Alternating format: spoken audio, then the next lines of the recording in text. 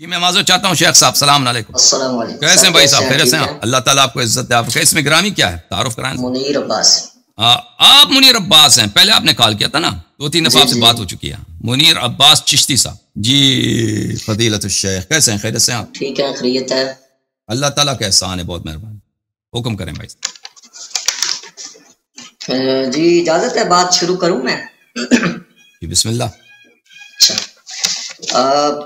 ایک تو چھوٹی سی بات جو ہے وہ رہ گئی تھی پچھلی مرتبہ، روایت میں نے پیش کی تھی، لیکن اس کے متعلق آپ نے کچھ جواب دیے تھے جس کے متعلق میں نے کہا تھا کہ انشاءاللہ میں اس کا جواب دوں گا، لیکن چونکہ وہ باقی لوگ بھی لائن پر ہوتے ہیں تو اس لیے ان کو آپ نے وقت دیا اور وہ کال ہماری مکمل نہیں ہو سکی۔ تو ایک چیز رہتی تھی، پہلے میں اس کو لے کے آتا ہوں، پھر کچھ میں دیگر جو ہے شیعہ روایات ہیں ان پہ بھی آپ سے کچھ جاننا چاہتے ہیں، بات ہوگی انشاءاللہ۔ تو یہ ایک روایت ہے، اور یہ روایت میں بالخصوص اس لیے پیش کر رہا ہوں کہ آپ کے جو ناظرین ہیں وہ بھی دیکھ رہے ہیں اور وہ بھی دیکھ لیں کہ یہ میں نے اس کتاب کا حوالہ دیا تھا، یہ اس وقت تو شاید اس نہ ہے صحیح، اس میں آپ کا نام کیا ہے؟ اثبات الامامت۔ اس کی تالیف ہے؟ اثبات الامامت نام ہے کتاب کا، محمد حسین نجفی ڈپو کی کتاب ہے۔ اچھا ٹھیک ہے جی۔ تو اس میں انہوں نے یہ باب قائم کیا ہے، یہ باقی لوگ بھی چلو کتاب میں جا کے دیکھ لیں گے، یہ صفحہ نمبر 127 ہے اور یہ دوسری اشاعت ہے میرے پاس، دوسرا چھاپا ہے۔ لکھتے ہیں شیخین کا شرک و نفاق۔ شیخین جو ہیں، شیخین ان کے متعلق لکھ رہے ہیں کہ یعنی ان میں شرک، حضرت ابوبکر میں رضی اللہ تعالیٰ عنہ کے متعلق یہ ڈکو صاحب لکھتے ہیں کہ ان میں شرک تھا۔ تو اس بنیاد پر میں نے وہ روایت جو ہے پیش کی تھی کہ ڈکو صاحب نے تو ڈکو صاحب کا آپ نے بھی رد کر دیا، ٹھیک ہے، لیکن پھر میں یہ بات اپنا جو اصل سوال ہے وہ میں تھوڑا دہرا دیتا ہوں تاکہ آپ کو بھی یاد آ جائے اور سننے والوں کو بھی یاد آ جائے کہ یہ سوال۔ اس میں انہوں نے کنز المال کا حوالہ دیا تھا، تفسیر ابن کثیر کا حوالہ لگا ہوا ہے، تو اس میں اس چیز کی کوئی سند نہیں تھی، اسی لیے میں نے اس کو پیش کیا تھا۔ تو آپ نے اس کی سند پیش کی تھی امام بخاری کی کتاب سے، ادب المفرد سے، اور وہ جو یہ امام بخاری نے جس روایت کو نقل کیا ہے وہ روایت یہ ہے ادب المفرد کی۔ حدثنا عباس النرسی قال حدثنا عبد الواحد قال حدثنا ليث قال اخبرني رجل من اهل البصره قال سمعت ماكل بن يسار يقول انطلقت مع ابي بكر الصديق رضي الله تعالى عنه الى النبي صلى الله عليه وسلم فقال يا الا من جعل مع الله الها اخر فقال النبي صلى الله عليه وسلم والذي نفسي بيده لا الشرك اخفى من دبيب النمل الا ادلك على شيء اذا قلته ذهب عنك قليله وكثيره قال قل اللهم اني اعوذ بك ان اشرك بك وانا اعلم واستغفرك لما لا اعلم۔ یہ روایت ہے، اس روایت میں دو چیزوں کا آپ نے جواب دیا، ایک تو یہ کہ اس میں جو شرک کی بات ہے اس کے متن کے حوالے سے آپ نے جواب دینا ہے کہ ڈکو صاحب جو ہیں وہ تو اپنی کتاب میں اس روایت کے بلبوتے پر شیخین کا جو ہے وہ شرک ثابت کر رہے ہیں کہ ان میں شرک تھا، یعنی ان کے نزدیک یہ شرک اکبر ہے، ٹھیک ہے جی۔ اور روایت کے متن میں جو بات ہے آپ بتائیے کہ آپ اس سے مراد جو ہے شرک اکبر لیتے ہیں یا شرک اصغر لیتے ہیں متن کے حوالے سے۔ اب رہی بات سند کی، اس کی سند میں یہ جو ہے قال اخبرنی رجل من اہل البصرہ، کہ بصرہ کے ایک مرد نے جو ہے یہ خبر دی ہے۔ یہ اہل علم سن رہے ہیں اور سنیں گے اور دیکھیں گے کہ جان لیں گے کہ اللہ یاری صاحب نے جو روایت کی سند پیش کی تھی امام بخاری کی کتاب سے، تو اس کی سند میں قال اخبرنی رجل من اہل البصرہ تھا کہ بصرہ کے ایک شخص نے خبر دی، کس نے دی؟ وہ مجہول شخص ہے، اس کا کوئی پتہ نہیں، اور اہل علم جانتے ہیں کہ اگر مجہول شخص جو ہے وہ کوئی ایسی بات کر دیتا ہے تو وہ روایت جو ہے وہ صحیح نہیں سمجھی جاتی، یہ اہل علم کے ہاں یہ بات اتفاقی ہے۔ اب اس پر آپ نے میرے ایک مخالف کو جواب دیا اور اس میں آپ نے یہ کہا تھا کہ ناصر الدین البانی نے اس روایت کو صحیح کہا، آپ نے یہ کہا تھا اس کو جواباً کہ ناصر الدین البانی نے اس روایت کو صحیح کہا ہے، تو آپ ناصر الدین البانی سے اس کا بھی میں جواب دے دیتا ہوں۔ پہلے تو یہ کہ ہمارے نزدیک یہ روایت صحیح نہیں ہے، اور دوسری بات یہ کہ اس کے متن میں جو شرک کی بات ہے وہ شرک اکبر نہیں ہے، اور وگرنہ نبی علیہ الصلوۃ والسلام یہ نہ فرماتے کہ قل اللہم انی اعوذ بک ان اشرک بک وانا اعلم واستغفرک لما لا اعلم، یہ آپ نہ فرماتے اگر حضرت ابوبکر صدیق رضی اللہ تعالی عنہ معاذ اللہ ثم معاذ اللہ اگر مشرک تھے تو ان کو پھر آپ یہ نہ فرماتے کہ یہ پڑھا کریں، بلکہ آپ یہ فرماتے کہ آپ مشرک ہو، آپ کا کوئی دین نہیں، آپ ایسے ہیں، آپ ایسے، اس کوئی بات مطلب میں نہیں ہے۔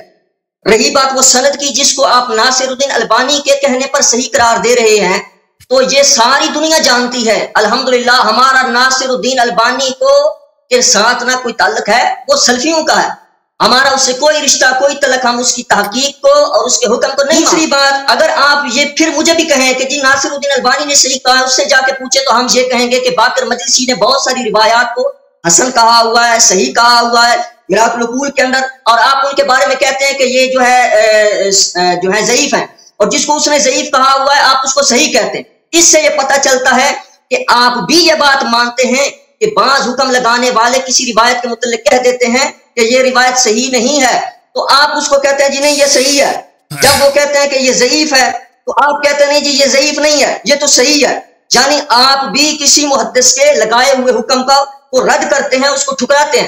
تو کیا بات ہے جب باقر مجلسی کے حکم کو آپ ٹھکرا دیتے ہیں، رد کر دیتے ہیں، اس کی ضعیف کو صحیح کہتے ہیں، صحیح کو ضعیف قرار دے دیتے ہیں، آپ کہتے ہیں آپ اس کے اوپر تبصرہ کرتے ہیں، حکم لگاتے ہیں، تو ناصر الدین البانی کی بات آپ ہمیں کیوں دکھاتے ہیں؟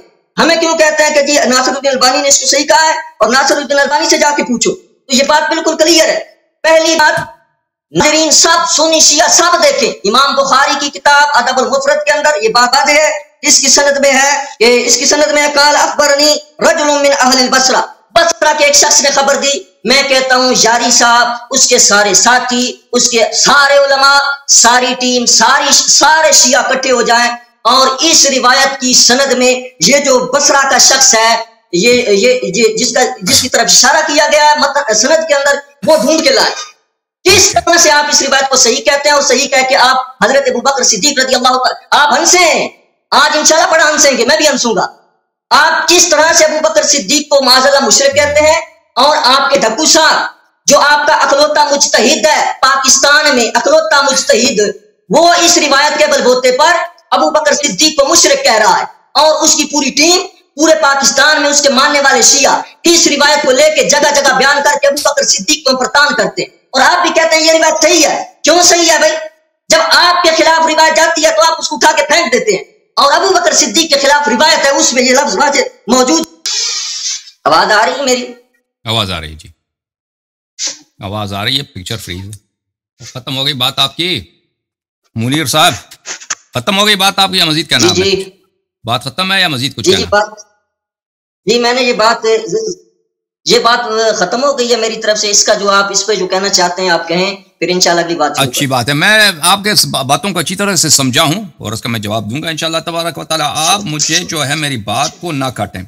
میں آپ کو قرآن کی ایک آیت سناتا ہوں، اعوذ باللہ من الشیطان الرجیم، بسم اللہ الرحمن الرحیم، سورہ مبارکہ لقمان میں، وَإِذْ قَالَ لُقْمَانُ لِابْنِهِ وَهُوَ يَعِظُهُ، جب لقمان علیہ السلام نے اپنے بیٹے سے بات کی اور اس کی وہ موعظہ کرتے تھے، اپنے بیٹے موعظہ کرتے انہوں نے کہا یا بنی لا تشرک باللہ، اے میرے عزیز فرزند اللہ سے شرک نہ کر، ان الشرک لظلم عظیم، شرک بے شک عظیم ظلم ہے، بہت بڑا گناہ، بہت عظیم ظلم ہے۔ تو آپ مجھے بتائیں یہ جو ظلم عظیم ہے شرک، یہ کون سا شرک ہے؟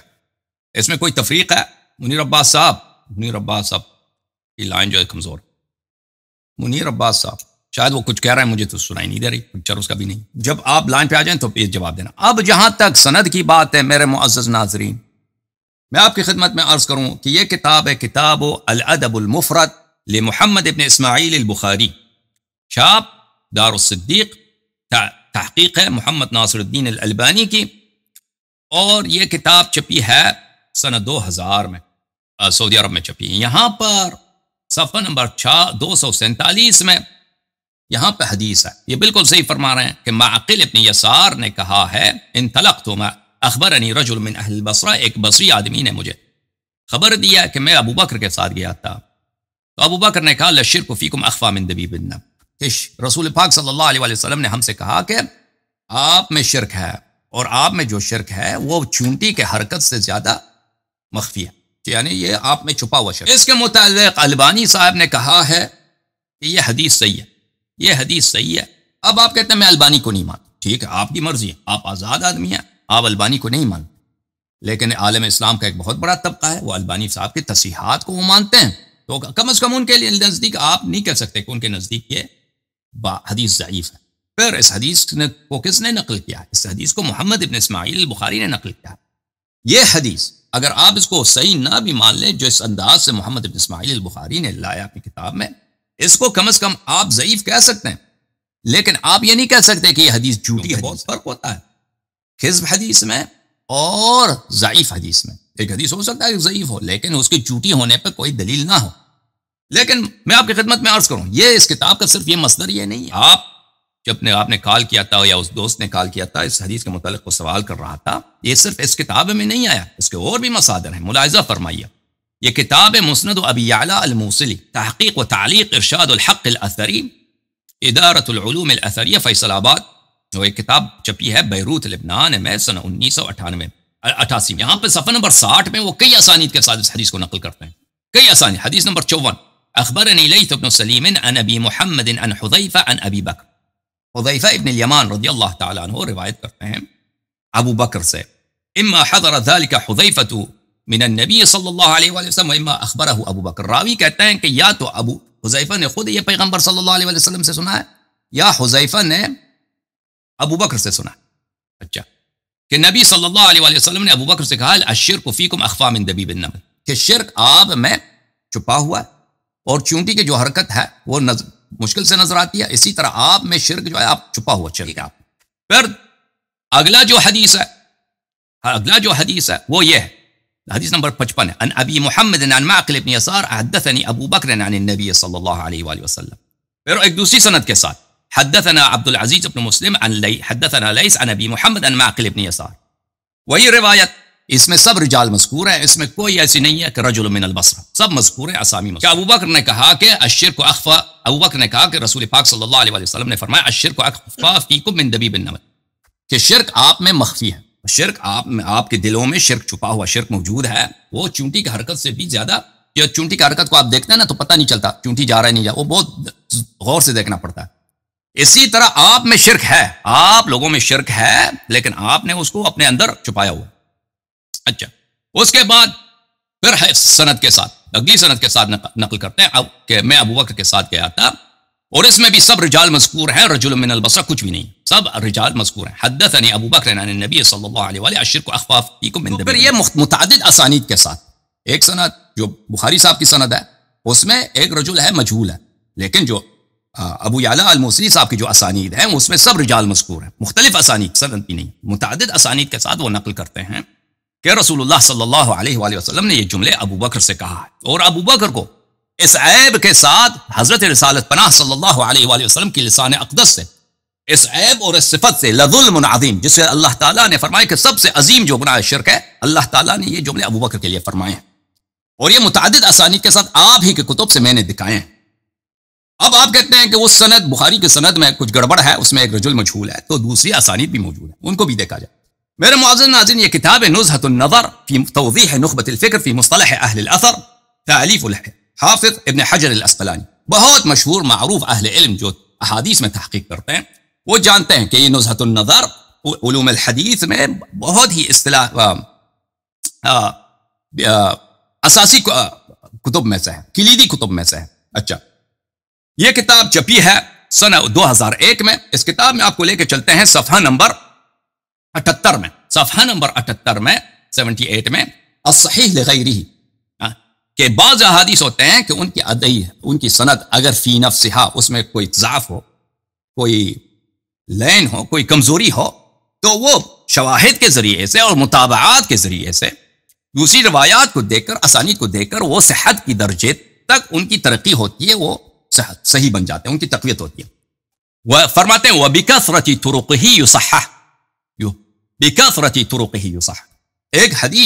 ایک حدیث ہو سکتا ہے کہ فی نفسی اس کی سند ضعیف، لیکن وہی حدیث اگر مختلف ذرائع سے موصول ہوئی ہوں تو وہ اس کثرت طرق کی وجہ سے وہ صحیح بنتی ہیں. اچھا، وَإِنَّمَا نَحْكُمُ لَهُ بِالصِّحَّةِ عِنْدَ تَعَدُّدِ الطُّرُقِ، کیونکہ تعدد طرق، کیونکہ بہت سارے لوگوں نے روایت کی ہے، اس سے وہ صحیح کے درجے تک وہ پہنچ جاتی ہیں. پھر حافظ ابن حجر کی یہ کتاب ملاحظہ فرمائی النکت علی کتاب ابن صلاح للحافظ ابن حجر الاسقلانی المجلد الاول، یہ کتاب سنہ 1984 میں چھپی ہے. یہ بھی کتاب بہت ہی اساسی کتب میں سے ہے علم حدیث. یہاں پر صفحہ نمبر 409 میں وہ ایک حدیث لے کے آتے ہیں الاذنانی من الراس، دو کان جو ہے یہ سر کا جزو ہے. کیونکہ آپ کو پتہ ہے جو ہمارے بھائی ہیں جو غیر شیعہ بھائی ہیں وہ اپنی سر کی مسح کرتے ہیں اور کانوں کی بھی مسح کرتے ہیں وضو میں. اور وہ کیونکہ قرآن میں تو یہ نہیں کہ کانوں کی مسح کرو، لیکن قرآن میں یہ وامسحوا برؤوسکم، تو ان کے پاس اس کے متعلق کوئی صحیح حدیث نہیں ہے کہ اس کان کی مسح کیا جائے، قرآن میں بھی نہیں ہے. لیکن وہ کان کی مسح کیوں کرتے ہیں؟ کیونکہ ان کے پاس ضعیف حدیث ہے الاذنان من الراس، کہ دو کان جو ہے یہ سر کا جزو ہے. تو وہ 4 طریق لے کے آتے ہیں. حافظ ابن حجر یہاں پہ 4 حدیث لے کے آتے ہیں الاذنان من الراس. یہاں پہ صفحہ نمبر 409، 410، 411، 412، 413، 414، 415 تک یہاں 4 حدیث لے کے آتے ہیں. وہ چاروں کے چار وہ ثابت کرتے ہیں یہ سب ضعیف الاذنان من الراس. لیکن آپ کو پتہ ہے کہ یہ لوگ سب کانوں کی مسح کرتے ہیں. حدیث تو ایک بھی صحیح نہیں ہے الاذنان من الراس. تو یہ کیسے صحیح ہوئی؟ کیوں؟ اس کے متعلق فرماتے ہیں وَإِذَا نَظَرَ الْمُنصِفُ إِلَى مَجْمُوعِ هَذِهِ الطُّرُقِ، منصف انسان جو انصاف کرتا کہتا ہے مجموع احادیث کو دیکھتے ہیں. ٹھیک ہے، ہر سند کو ہم نے دیکھا 4 طریقے ہمارے پاس، چاروں کے 4 ضعیف ہیں. مجموع هذه الطرق علم ان للحديث اصلا، کہتا ہے مجموع کو دیکھو تو انسان کو انصاف کرے تو انسان کو پتہ چل جاتا ہے کہ اس حدیث کی اصل ہے، یہ حدیث جھوٹی نہیں ہے، یہ حدیث ضعیف نہیں ہے. وَأَنَّهُ لَيْسَ مِمَّا يُطْرَحُ، وہ یہ ایسی حدیث نہیں ہے کہ ہم اس کو چھوڑ دیں، ایسی حدیث نہیں ہے کہ ہم اس کو چھوڑ دیں. وَقَدْ حَسَّنُوا أَحَادِيثَ كَثِيرَةً بِاعْتِبَارِ طُرُقٍ لَهَا دون هذه، کہتے ہیں میں تو میرے پاس 4 طریقے. محدثین نے بہت سارے احادیث کو، چشتی صاحب، محدثین نے بہت سارے احادیث کی تصحیح کی ہے اور تحسین کی ہے. تحسین یعنی تصحیح، پتہ ہے آپ کو حدیث حسن حدیث صحیح کے اقسام میں سے.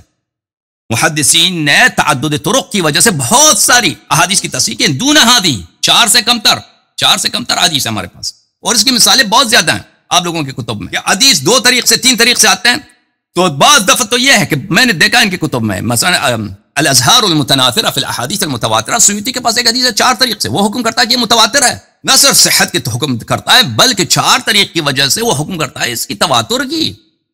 تو یہ حدیث جو رسول اللہ صلی اللہ علیہ وسلم نے آپ کے امام ابو بکر کو ظلم عظیم سے یعنی شرک کے صفت سے وصف فرمایا ہے، یہ آپ کی کتب متعدد طرق سے ثابت ہے.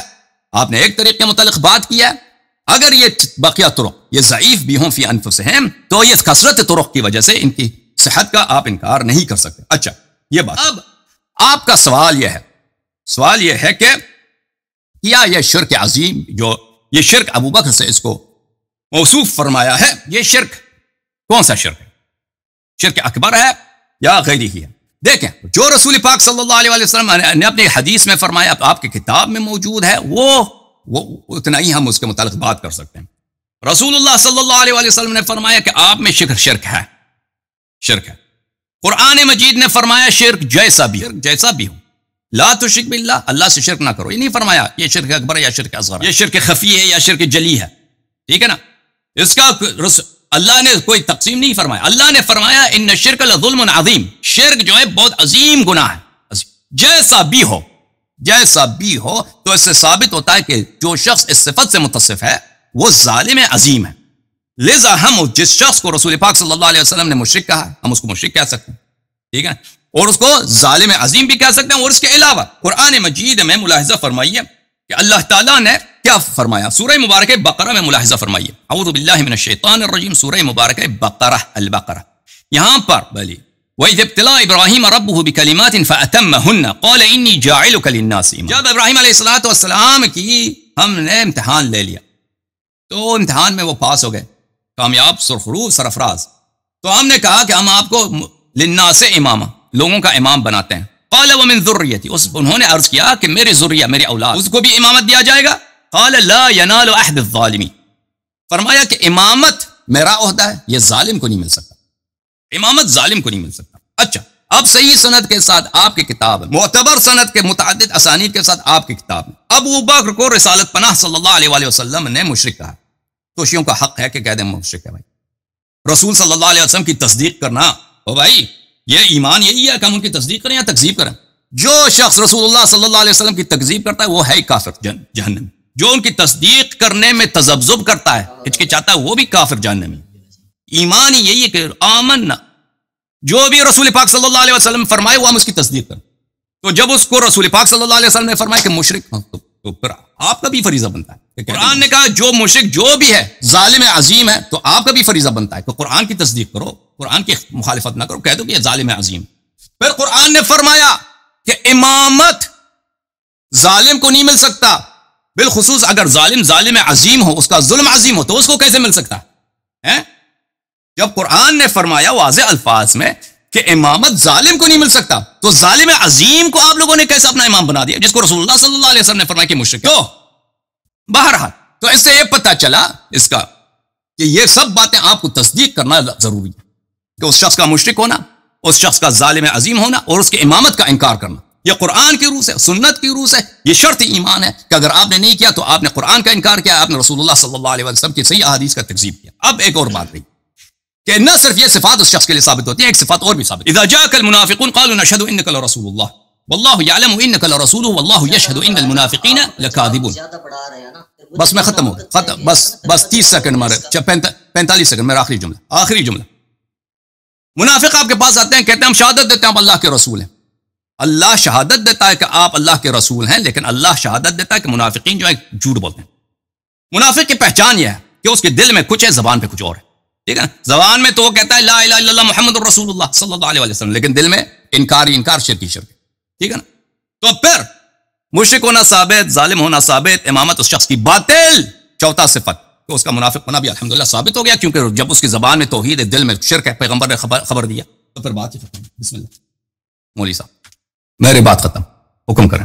سب سے پہلی بات جو آپ نے قرآن مجید کی آیت پڑھی ہے، غالباً سورہ لقمان سے آپ نے آیت پڑھی ہے، تو اس وقت آواز جو ہے وہ کٹ گئی تھی، مجھے نہیں پتا آپ نے وہ آیت پڑھ کے کیا کہا ہے کیا نہیں کہا، لیکن اس کے بعد بھی آپ نے قرآن مجید میں سورۃ البقرہ سے ایک آیت پڑھی ہے جس کا اس سوال کے ساتھ سے دور کا بھی تعلق نہیں ہے، ٹھیک ہے جی۔ اس کے علاوہ آپ نے اس روایت کے متعلق ایک بات کی ہے، میں پھر اپنی بات دہرا دیتا ہوں، آپ ہنس لیں، ایک منٹ آپ ہنس لیں، نہیں تعلق آپ کو سمجھ نہیں ہے، دوبارہ سمجھا دوں، دوبارہ تعلق سمجھا دوں کی جاری صاحب، آپ خاموش رہے نا، اب آپ خاموش رہے، برداشت کریں آپ، اب ہمارا جواب ہے۔ بسم اللہ افادہ کریں۔ ایک تو میں نے سوال یہ کیا تھا کہ ڈھکو نے جو حوالے دیے وہ تو آپ نے رد کر دیے کہ ڈھکو کو پتہ ہی نہیں ہے بیچارے کو، وہ تو بات ہوگی اس کی ختم۔ اب آپ بیچارے نے جو حوالہ دیا تھا کہ یہ امام بخاری کی کتاب میں ہے، ادب المفرد کے اندر روایت ہے، تو اس وقت آپ نے متعدد طرق کا رونا نہیں رویا، اس وقت آپ نے مسند ابو یعلا نہیں دکھائی، جو روایت آپ نے پیش کیا میں نے اس کا جواب دیا، اور اس جواب کا جواب آپ کے پاس ہے، یہ جو مجہول شخص ہے یہ آپ کے پاس، ہنسے دکھائیں نا، اب دکھائیں۔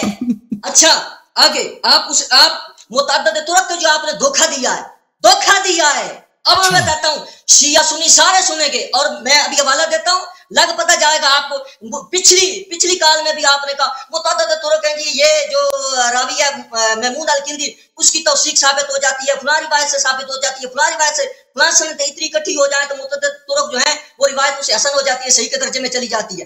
یہ آج بھی آپ نے وہی کام کیا ہے، لیکن آج انشاءاللہ اگر آپ نے کال نہ کاٹی تو ہم آپ کو بتائیں گے کہ آپ کس طرح سے جھوٹ بیان فرماتے ہیں، اس لیے کہ آپ نے اس روایت کی سند کا تو جواب نہیں ہے آپ کے پاس، آپ کہتے ہیں یہ مجہول بندہ کون ہے، یہ تو آپ نے کہہ دیا کہ میں نہیں پتا کون ہے۔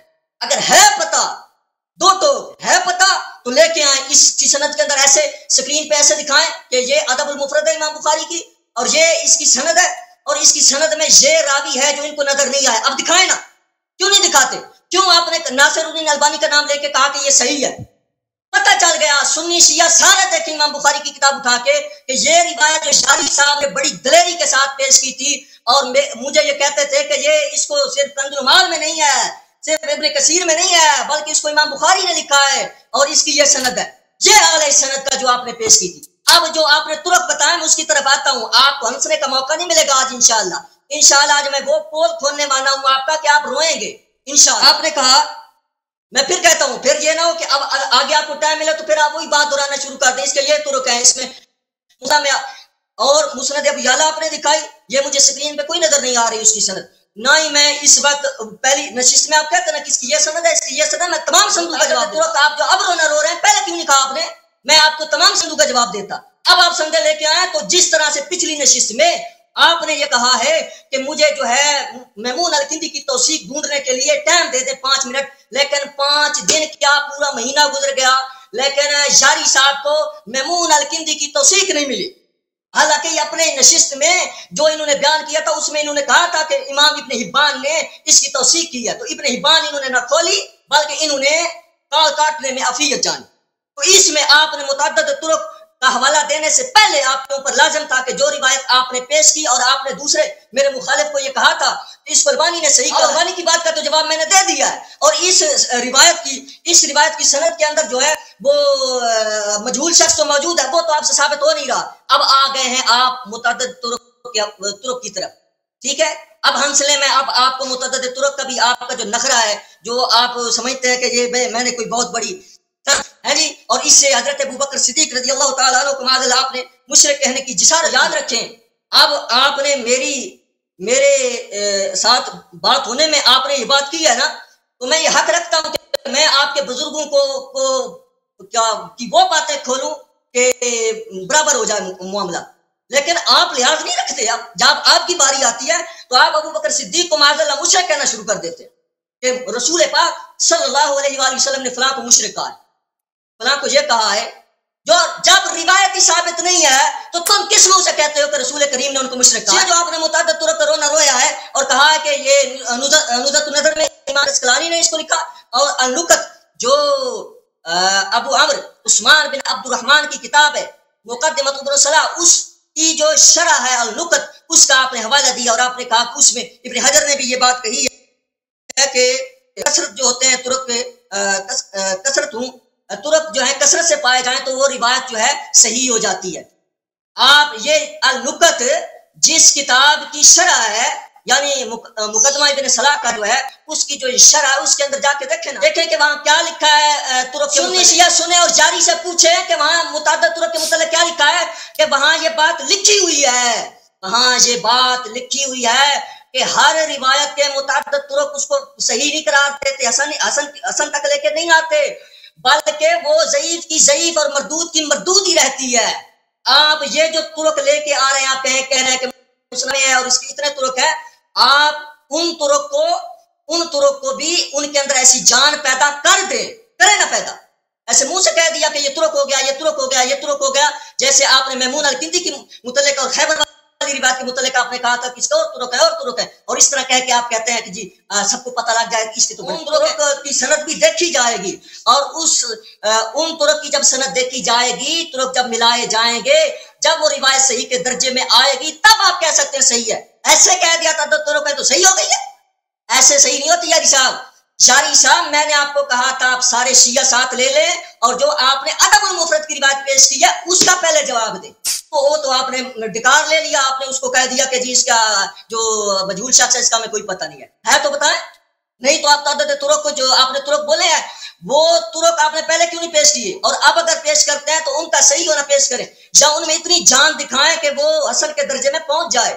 جب وہ حسن کے درجے میں نہیں پہنچتی تو النکت اور نزہۃ النظر سے ابن حجر اسقلانی کی کتابوں سے جو آپ نے حوالہ دیا ہے وہ جس کی شرح کر رہے ہیں وہ ابن صلاح تو یہ بات لکھ رہے ہیں کہ تعدد طرق فائدہ نہیں دیتے، یہ بات بھی لکھ رہے ہیں. آپ کھولیں مقدمہ ابن صلاح، کھولیں دیکھیں اس میں ہے یا نہیں ہے. لوگوں کو بے وقوف بناتے ہیں آپ. تو یہ روایت جو ہے میں اس کے بارے میں اب آخری بات کرتا ہوں، یہ روایت صحیح نہیں ہے. اس سے حضرت ابوبکر الزام لگانا یہ جھوٹ ہے، کذب ہے، جھوٹ ہے، کذب ہے. یہ کوئی صحیح روایت نہیں ہے کہ آپ طرق کہتے رہے اور اس کی تصویر پڑھ کے آپ اس کو صحیح قرار دیں اور آپ کہیں رسول کریم صلی اللہ علیہ وآلہ وسلم نے معاذ اللہ حضرت ابوبکر صدیق کو مشرک کہا، اور پھر آپ نے کہا اگر آپ کی مانتے ہیں تو اس کو آپ مشرک ہیں. شیعہ تو کہتے ہیں، شیعہ تو بے وقوف ہے آپ کی طرح کہ آپ جناب والا ایک روایت جو رسول کریم سے ثابت ہی نہیں ہے، رسول کریم سے ثابت ہی نہیں ہے ایک روایت، آپ اس کے بل بوتے پہ آپ ایک مسلمان کو، آپ ایک مومن کو، ابوبکر صدیق کو، وہ صحابی رسول کو آپ جو ہے مشرک کہہ رہے ہیں. تو میرے پاس تو پھر بڑے سخت الفاظ ہیں اس بارے میں. تو یہ اس کے متعلق میرا جواب ہے، اور جواب جو میرا ہے اس کا فیصلہ آپ نہیں کریں گے کہ ان کے پاس جواب نہیں ہے، جیسے آپ جو ہنس کے کہہ دیتے ان کے پاس جواب نہیں ہے. یہ تعدد طرق کا میں نے کہہ دیا، آپ دیکھیں اہل علم دیکھیں گے، مقدمہ ابن صلاح کھول کے دیکھیں گے کہ یہ بات لکھی ہوئی ہے یا نہیں ہے. اور یہ روایت جو آپ نے تو آپ اپنے منہ سے مان گئے ہیں کہ یہ جو بصرہ کا شخص ہے اس کے بارے میں آپ نہیں بتا سکتے کہ یہ کون ہے. اب آپ متعدد جو آپ نے روایت مسند ابو یعلا میں ہے، فلاں میں ہے، فلاں میں ہے، یا حضرت حذیفہ سے ہے، وہ سندیں بھی ہم چیک کریں گے تو وہی نکلے گا جیسے میمون الکندی کا کھاتا نکلا ہے. اس لیے یہ میرا جواب ہے اس کے بعد اگر آپ اس پر کچھ کہنا چاہتے ہیں تو آپ کہہ سکتے ہیں، لیکن اب میں اس پر کلام نہیں کروں گا، میں نے کہہ دیا۔ اب اگلی بات شروع ہوگی جس کے متعلق میں وہ شیعہ روایات پیش کرنے والا۔ ختم ہو گئی بات آپ کی؟ جی جی دیکھیں میرے محترم ناظرین، انہوں نے فرمایا ان کو سمجھ نہیں آیا میں آیتوں کا ربط۔ ایک آیت میں اللہ تعالیٰ نے فرمایا یا بنی لا تشرک باللہ فإن الشرک لظلم عظیم، کہ شرک جو ہے ظلم عظیم ہے۔ شرک بہت سب سے عظیم گناہ جو ہے شرک، اس سے بڑا فسق نہیں ہے، اس سے بڑا کفر نہیں ہے، وہ کیا ہے؟ وہ شرک، ظلم عظیم۔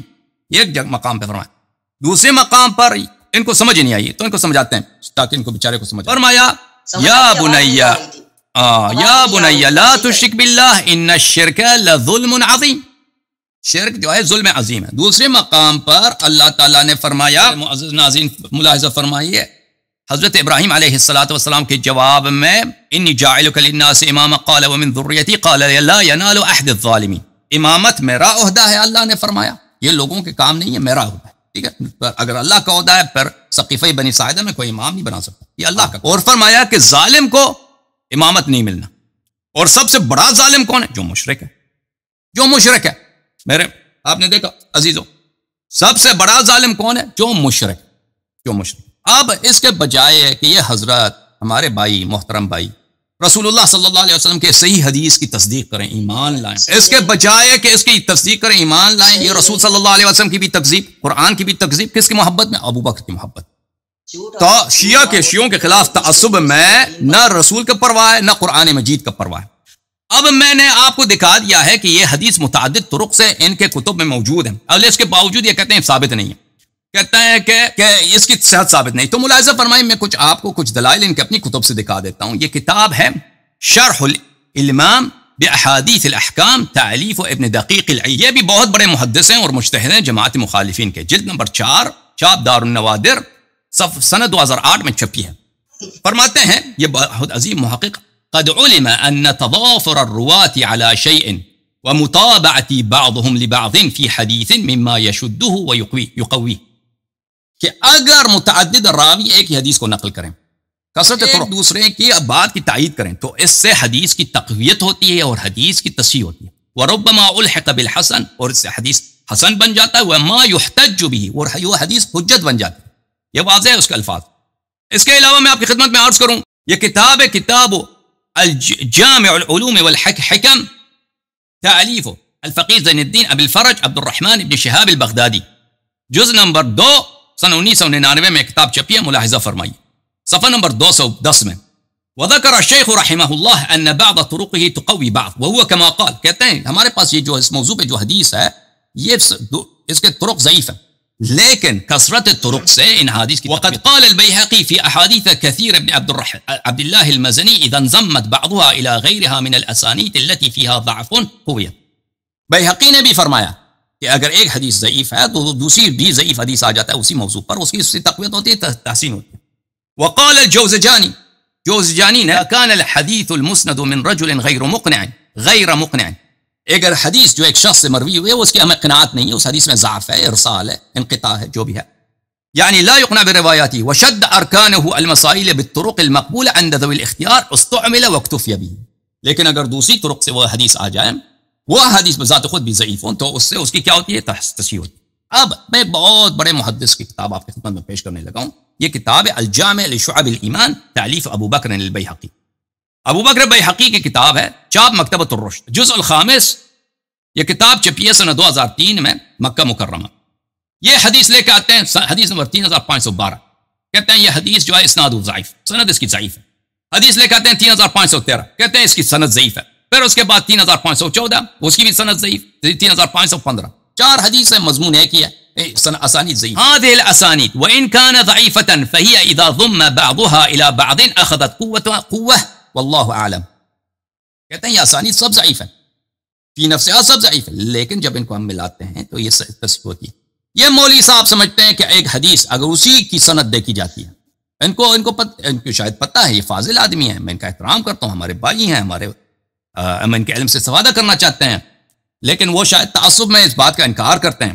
دیکھیں حدیث کی تصحیح کا صرف یہ طریقہ نہیں ہوتا کہ اس کی سند کو دیکھیں، اسی کی سند کو دیکھیں، یہ ایک طریقہ ہے، کہ اس کا سند فی نفسہ ہی، دوسرے مطالب سے قطع نظر اس کی سند صحیح ہو، اس میں کوئی انقطاع نہ ہو، اس میں کوئی مجہول نہ ہو، اس میں کوئی ضعف نہ ہو. یہ ایک طریقہ ہے. دوسرا طریقہ یہ ہے کہ احادیث کے لیے اگر کوئی تابع ہے، حدیث کے لیے کوئی شاہد ہے، اگر وہی حدیث دوسری طریق سے وارد ہوئی ہے، یہ تصحیح کے طرق میں سے ہیں. تو یہاں پر فرماتے ہیں کہ یہ حدیث میں مجاہیل ہے، سب کچھ ہے، ضعیف ہے، لیکن کثرت طرق کی وجہ سے اس کی ہم تصحیح کرتے ہیں. الجامع لشعب الایمان جز نمبر 7 بیہقی. ملاحظہ فرمائیے، یہ ایک حدیث لے کے آتے ہیں، یہ حدیث ضعیف ہے، حدیث ضعیف ہے، حدیث نمبر 5084 صفحہ نمبر 328 میں. پھر اس کے بعد دوسری حدیث لے کے آتے ہیں، وہ بھی ضعیف ہے. 2 حدیث لے کے آتے ہیں، اسناد ہوا اسناد ما قبلہ غیر قوی. کہتے ہیں اس کی یہ حدیث اور اس سے پہلے والی جو حدیث ہیں یہ دونوں غیر انه اذا ضم بعضه الى بعض اخذ قوه. لیکن ہم ان 2 حدیث کو جب ساتھ رکھتے ہیں تو یہ ایک دوسرے کی تقویت کرتے ہیں. تو میرے بھائی، جب ہم نے آپ کے متعدد اسانید کے ساتھ دکھایا، متعدد آپ ہی کے کتب سے، نہ شیعہ کتب سے، کہ رسالت پناہ صلی اللہ علیہ وآلہ وسلم نے ابو بکر کو مشرک کہا، آپ کے امام کو مشرک کہا. ہم آپ کے لیے بے عزتی کی بات، آپ کہتے ہیں ہم آپ کے ائمہ کو کہہ دیں گے، آپ کو ائمہ کو گالی دیں گے. میرے بھائی، ہم نے کسی کو گالی نہیں دیا. ہم نے آپ کے کتب میں سے جو حدیث آپ کے مشائخ نے اپنے صحیح ترین کتب میں، اسماعیل محمد ابن اسماعیل البخاری، اس جیسے آپ کا امام ہے، اس نے نقل کیا ہے. وہ کس کی زبان سے؟ رسالت پناہ صلی اللہ علیہ وسلم کے لسان اقدس سے نقل کیا. اور ہم نے کہا ہے کہ یہ آپ پر حجت ہے، یہ اس کی صحت بھی ثابت کر دی ہے. اور اس کے علاوہ کیا کہ قرآن کی آیتیں آپ کو پڑھ کے سنا کہ بھائی شرک جو ہے، شرک چاہے مخفی ہو، چاہے خفی ہو، چاہے جلی ہو، یہ ظلم عظیم ہے. اس کو آپ کو تصدیق کرنا ہوگا. آپ ہنس کے نہیں نکل سکتے. رسول صلی اللہ علیہ وسلم کی حدیث کی تکذیب کرنے والا کافر ہوتا ہے، اس کی عورت اس پہ طلاق ہوتی ہے. آپ کو پتہ ہے مولوی صاحب، صلی اللہ علیہ وسلم کی حدیث کی تصدیق میں تذبذب دکھانا، تذبذب دکھانا، ہچکچاہٹ کرنا، وہ بھی کافر ہوتا ہے. تصدیق واجب، اللہ اللہ اللہ اللہ، تصدیق واجب. تصدیق تو آپ کر نہیں سکتے. تصدیق واجب. میری باری ہے. تصدیق واجب، قرآن کی تصدیق آپ سے ہو نہیں سکتا. یہاں پہ آپ ایک دو راہی پر ہیں، اس کو انگلش میں بولتے ہیں فورک. وہاں پہ اس کو انگلش میں بولتے ہیں فورک. آپ ایک دو راہی پر ہیں مولوی صاحب. یا ابو بکر کو اختیار کریں، اس کی امامت کو بچائیں، یا قرآن و سنت کی تصدیق کریں. ان میں سے ایک کا انتخاب آپ نے کرنا ہے. لیکن افسوس کے ساتھ میں کہتا ہوں کہ آپ نے قرآن کو بھی چھوڑ دیا، سنت کو بھی چھوڑ دیا، عقل کو بھی چھوڑ دیا، اور سب دنیا دیکھ رہی ہے. اور آپ یہ نہ سمجھیں کہ کسی کو پتہ نہیں چلا. سب مشاہدین کو، ناظرین کو، سب کو پتہ چل گیا کہ آپ نے ابو بکر کی خاطر قرآن کو بھی چھوڑ دیا، اللہ کو بھی چھوڑ دیا، رسول صلی اللہ علیہ وسلم کی دامن کو بھی چھوڑ دیا، عقل کو بھی چھوڑ دیا، حیا کو بھی چھوڑ دیا. کسی کی پرواہ نہیں ہے، صرف ابو بکر کی عزت آپ نے بچانا ہے، وہ بھی آپ سے نہیں بچ سکا. فالحمدللہ رب العالمین. جی رومے باز جی، آپ نے یہ کہا کہ میں نے رسول کریم صلی اللہ علیہ وسلم کا حیا نہیں کیا، اور میں نے ان کی بات کی تکذیب کی، اور قرآن مجید کی آیات کی تکذیب کی ہے، اور ان کو جھٹلایا ہے. معاذ اللہ ثم معاذ اللہ. یہ تو آپ کا جھوٹ ہے، جھوٹ یہ آپ کا یہ کوئی نئی بات نہیں ہے. میں نے اپنی پچھلی ساری بات جو تھی اس میں ویسے جواب سارا دے آیا ہوں، لیکن میں تھوڑا سا پھر دہرا دیتا ہوں، کیونکہ انہوں نے دوبارہ وہی بات کی ہے، ساری کی ساری وہی بات. ایک تو پھر کہ نبی علیہ السلام پر نبی علیہ السلام کی بات کو میں نے ٹھکرایا، اور اللہ کے قرآن کی آیات کو میں نے ٹھکرایا. تو قرآن کی آیات نے ابو بکر صدیق رضی اللہ تعالیٰ عنہ کو معاذ اللہ مشرک نہیں کہا. یہ جھوٹ بول رہے ہیں آپ. یہ آپ جو قرآن پہ جھوٹ بول رہے ہیں اور ابو بکر صدیق کے اوپر فٹ کر رہے ہیں آیتیں، یہ جھوٹے پر جو اللہ کی لعنت ہے، یہ بھی شیعہ سنی سن لیں. ایک بات. دوسری بات، آپ نے کہا کہ میں نے رسول کریم صلی اللہ علیہ وآلہ وسلم کی بات جو ہے اس کو میں نے جھٹلایا ہے. تو شیعہ سنی یہ بھی سن لیں کہ رسول کریم سے یہ بات ثابت نہیں ہے. اور یاری صاحب ابو بکر صدیق کے بغض میں ابو بکر صدیق کے اوپر فٹ کر رہے ہیں، اور جو بصرہ کا جو مرد تھا وہ ان سے ثابت نہیں ہوا. پھر انہوں نے ایک بار پھر کوشش کی ہے تعدد طرق کو ثابت کرنے کے لیے. اس میں پھر انہوں نے وہی بات دہرائی کہ امام بہقی یہ کہتے ہیں کہ یہ روایت جو ہے 4 روایات ہیں، 4 اس کے طرق ہیں، تو اگرچہ اس کی سند ضعیف ہے تو یہ صحیح ہو جاتی ہیں. میں نے پہلے کہہ دیا، میں نے جواب دے دیا. شیعہ سنی پچھلی آ کے سن لے میری بات. او جاری صاحب، یہ وہ سندیں ہیں کہ ان کو ملائیں اور ان میں ضعف کم ہو تب جا کے یہ روایت صحیح بنتی ہے. اور اس کو ابن صلاح نے لکھا ہے، اس کو مقدمۃ ابن صلاح میں ابن صلاح نے لکھا ہے. ابن صلاح نے کیا لکھا ہے؟ دوبارہ کہہ دیں. سے بھی روایت صحیح نہیں ہوتی. آپ میرے بارے میں کہہ رہے ہیں کہ ان کو نہیں پتا. میں پہلے یہ کہہ آیا ہوں کہ آپ مختلف کتابوں سے دکھا رہے ہیں کہ فلاں محدث سے کہہ رہے ہیں کہ عدد تو رکھوں تو روایت صحیح ہو جاتی ہے. یہ اصول اپنی جگہ ٹھیک ہے، لیکن اس روایت کے متعدد طرق آپ صحیح ثابت کریں یا ان میں جان ثابت کریں کہ ان کا ذوق جو ہے وہ اس سے کم ہے، اس امام بخاری کی نقل کردہ روایت سے کم ہے اس کے اندر ذوق، اور ان کے اس کم ذوق کے ہونے کی وجہ سے یہ امام بخاری کی نقل کردہ روایت صحیح ہے، وہ تو آپ نے ثابت نہیں کی. تو مقدمہ ابن صلاح نہیں پڑھیں گے جو آپ کو دیکھ رہے ہیں. آپ متن پڑھیں نا مقدمہ ابن صلاح نے، مقدمہ ابن صلاح کا متن پڑھیں. یہ بریلوی وہ بھی سنیں گے. میں نے اس کا جواب دے دیا ہے پچھلے بیان میں نے ساری بات کر دی ہے، یہ بات کلیئر ہو گئی ہے. اب جو ہے نہیں کلیئر نہیں ہے نا مولوی صاحب، آپ سمجھتے ہیں کلیئر ہو گئی ہے، آپ سمجھتے ہیں کلیئر ہو گئی ہے. دیکھیں یہ محدثین کے نزدیک، اجازت فرمائیں، یہ ہے جی تہذیب الاحکام، ان کے ابو الحسن توسی یہ بات لکھتے ہیں اس کو امام کے حوالے سے. آپ موضوع چینج کر رہے ہیں مولوی صاحب، موضوع نہ چینج، ابھی بھی ابو بکر کی شرک پہ بات ہو رہی ہے. حرم اللہ فی کتابی، توبے کے متعلق جو ہے وہ لکھتے ہیں کہ یہ حرام نہیں ہے. امام فرماتے ہیں کہ یہ حرام نہیں ہے، حرام وہ ہے جسے اللہ حرام کرے. یہ آپ کے اور آپ نے پچھلی نشست میں میرے ساتھ بھی اور ایک اور بھی کال کا میں حوالہ دوں گا، اس میں آپ نے یہ کہا ہے کہ سورہ اربع کی ساری روایتیں ہمارے نزدیک صحیح ہیں. آپ کے امام بھائی آپ موضوع کو کیوں چینج کر رہے ہیں؟ بارے میں کہہ رہے ہیں کہ یہ حرام نہیں ہے. بھائی ابو بکر کی شرک کا دفاع نہیں کر سکے آپ کے متعلق کہہ چکے ہیں بھائی صاحب. عمر رضی اللہ تعالیٰ عنہ کے متعلق جو ہے مولوی صاحب وہ چھپکیلی کھایا کرتے تھے. دوسری حدیث سن لیں، وسائل الشیعہ کے اندر بھی ہے اور تہذیب الاحکام کے اندر بھی ہے. وسائل محمد بن مسلم ابا جعفر عن حلوم الخیل والدواب والبغال والحمیر فقال حلال.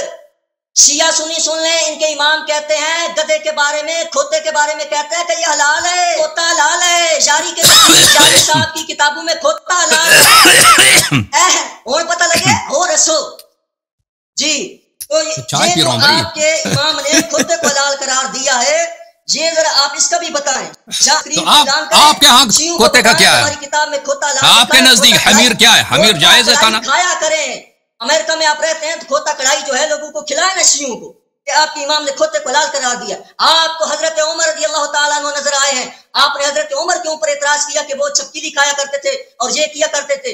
آپ کے امام، اب میں اماموں کا نام نہیں لیتا، الحمدللہ میں سنی ہوں، حیا والا ہوں، آپ کے کلینی، آپ کے توسی، آپ کے وسائل الشیعہ والے، یہ جو کھوتے کو حلال قرار دے رہے ہیں، اور یہ جو جناب والا وہ کوے کو حلال قرار دیتے رہے ہیں، یہ کوا اور کھوتا، یہ کوا اور کھوتے کی کڑھائی.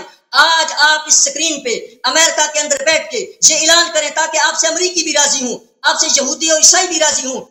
اللہ جاری شیعہ نے اپنی کتاب میں موجودہ روایات کی تصدیق کر کے اپنے اماموں کے فتوے پر عمل کرتے ہوئے کھوتا کڑھائی کو حلال قرار دے دیا. تاکہ پتہ حضرت عمر پر بات کرنے سے پہلے اپنی کتابوں کو دیکھو. جاری صاحب یہ جو ظلم کیا ہے آپ نے شیعہ کے ساتھ، سنی کے ساتھ، اور آپ بار بار ابو بکر صدیق کی طرف، حضرت عمر کی طرف بات کرتے ہیں.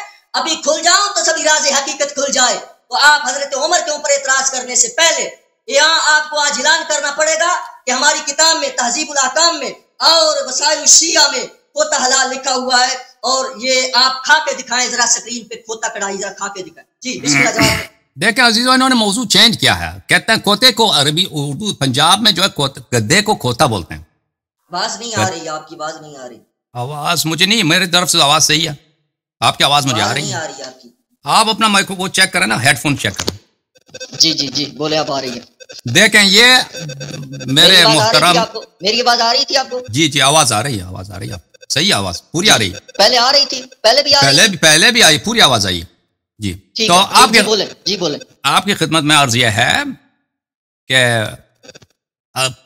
پنجابی میں گدے کو کھوتا بولتے ہیں. تو یہ جو کہہ رہے ہیں کہ کھوتا کھائیں، اس کا مراد گدا ہے. صحیح ہے نا؟ ہاں گدا ہی. ٹھیک ہے. تو آپ مجھے بتائیں آپ کی حدیث میں کیا جو ہے ان کا کھانا جائز ہے یا نہیں کھانا جائز؟ آپ جواب دیں، الزامی جواب کی طرف نہیں جانا، جواب دیں. ٹھیک ہے. ہمارے ہاں میں آپ کی خدمت میں عرض کروں. ٹھیک ہے. میرے محترم ناظرین، آپ کی خدمت میں عرض کروں، اس کا جواب یہ خود نہیں دے رہا.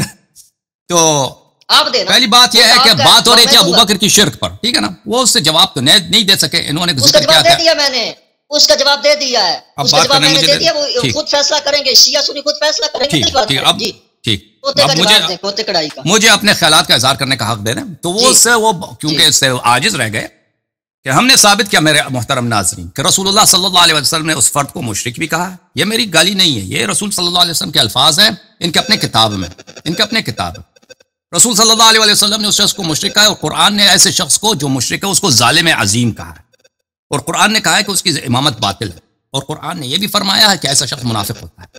تو یہ سب صفات ان کے صحیح حدیث کے روح سے ثابت ہے. اب کہتے ہیں یہ حدیث صحیح نہیں ہے، تو آپ کی خدمت میں نے ان کے محدثین اور مشائخ حدیث کا یہ متفق علیہ قاعدہ، یہ اختلافی بھی نہیں ہے.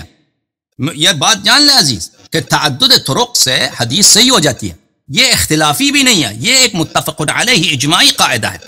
میں نے اس کے روح سے اس کی حدیث کی صحت بھی ثابت کیا الحمدللہ رب العالمین، اور اس شخص نے خود اس موضوع کا انتخاب کیا. میں نے تو اس کا اور یہ کہ محمد حسین ڈکو صاحب کی کتاب لے کے آئے. مجھے محمد حسین ڈکو صاحب کی کتاب کا نہیں معلوم کہ انہوں نے اپنی کتاب میں کیا تحریر فرمایا ہے، لیکن الحمدللہ جس موضوع کو انہوں نے خود انتخاب کیا ہے اس سے ان کے اپنی مذہب کی اساس ہی اڑ گئی ہے. کیونکہ ابو بکر کون ہے؟ ابو بکر ان کے مذہب کا مؤسس ہے، ان کا امام نمبر 1 ہے. اگر وہ مشرک ہے، اس کی امامت باطل ہے اور وہ ظالم عظیم ہے، تو ان کا مذہب ہی باطل ہے. آپ اس کا جواب تو نہیں دے سکتے. میں بولوں گا، میں پھر اگلی بات کر دوں گا. میں گالی کے طور پہ عرض نہیں کر رہا میرے بھائی. آپ ابو بکر صدیق کے متعلق یہ لفظ بولیں گے، میں وہ بول دوں گا، پھر جو میں نے قرآن کے الفاظ اور حدیث کے الفاظ دہرائے ہیں. پھر آپ کو اگر لڑائی ہے تو قرآن سے لڑائی کرو. آپ کال کاٹیں گے اور آپ بھاگیں گے. جب پھر میں جملہ آپ ابو بکر صدیق کے متعلق ایسی بات نہیں کر سکتے. جب روایت صحیح نہیں، آپ ان کو کیوں مشرک کہتے ہیں؟ میں نے صحت ثابت کی. کریم سے یہ بات ثابت نہیں، کیوں مشرک میں نے ابو بکر نے خود یہ روایت نقل کی ہے. آپ کیوں کہتے ہیں؟ اب صحیح حدیث بول رہے ہیں، نہیں صحیح ہے.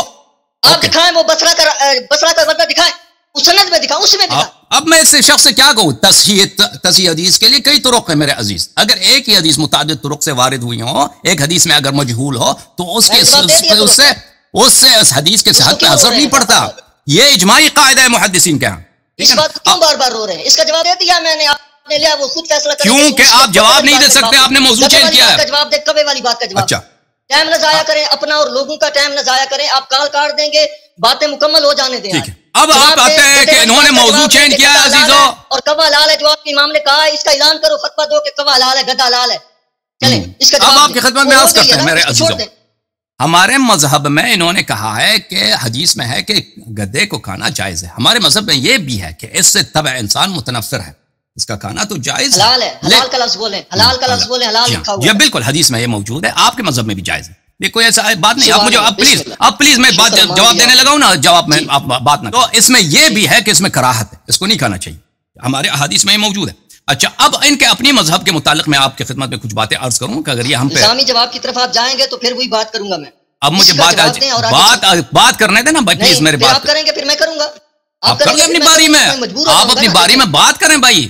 آپ نے حلال قرار وہ میرے محترم بھائی مولوی صاحب ذرا تسلی سے پلیز، ذرا تسلی. ابھی میں نے بات کی بھی، آپ کو پتہ نہیں میں کیا کہنا چاہتا ہوں، آپ کو پتہ بھی نہیں ہے، آپ میرے پیچھے پڑ گئے. ملاحظہ فرمائیے عزیزو، یہ جانور جو ہے آپ کے سامنے، اس کو انگلش زبان میں ہائینا بولتے ہیں. یہ بہت ہی قوی کتے جیسا، بالکل کتے جیسا، اور کتے سے بھی زیادہ یہ جو ہے کریہ منظر، اور یہ بہت اس کا کام ہی کھانا ہے نجاست کھانا.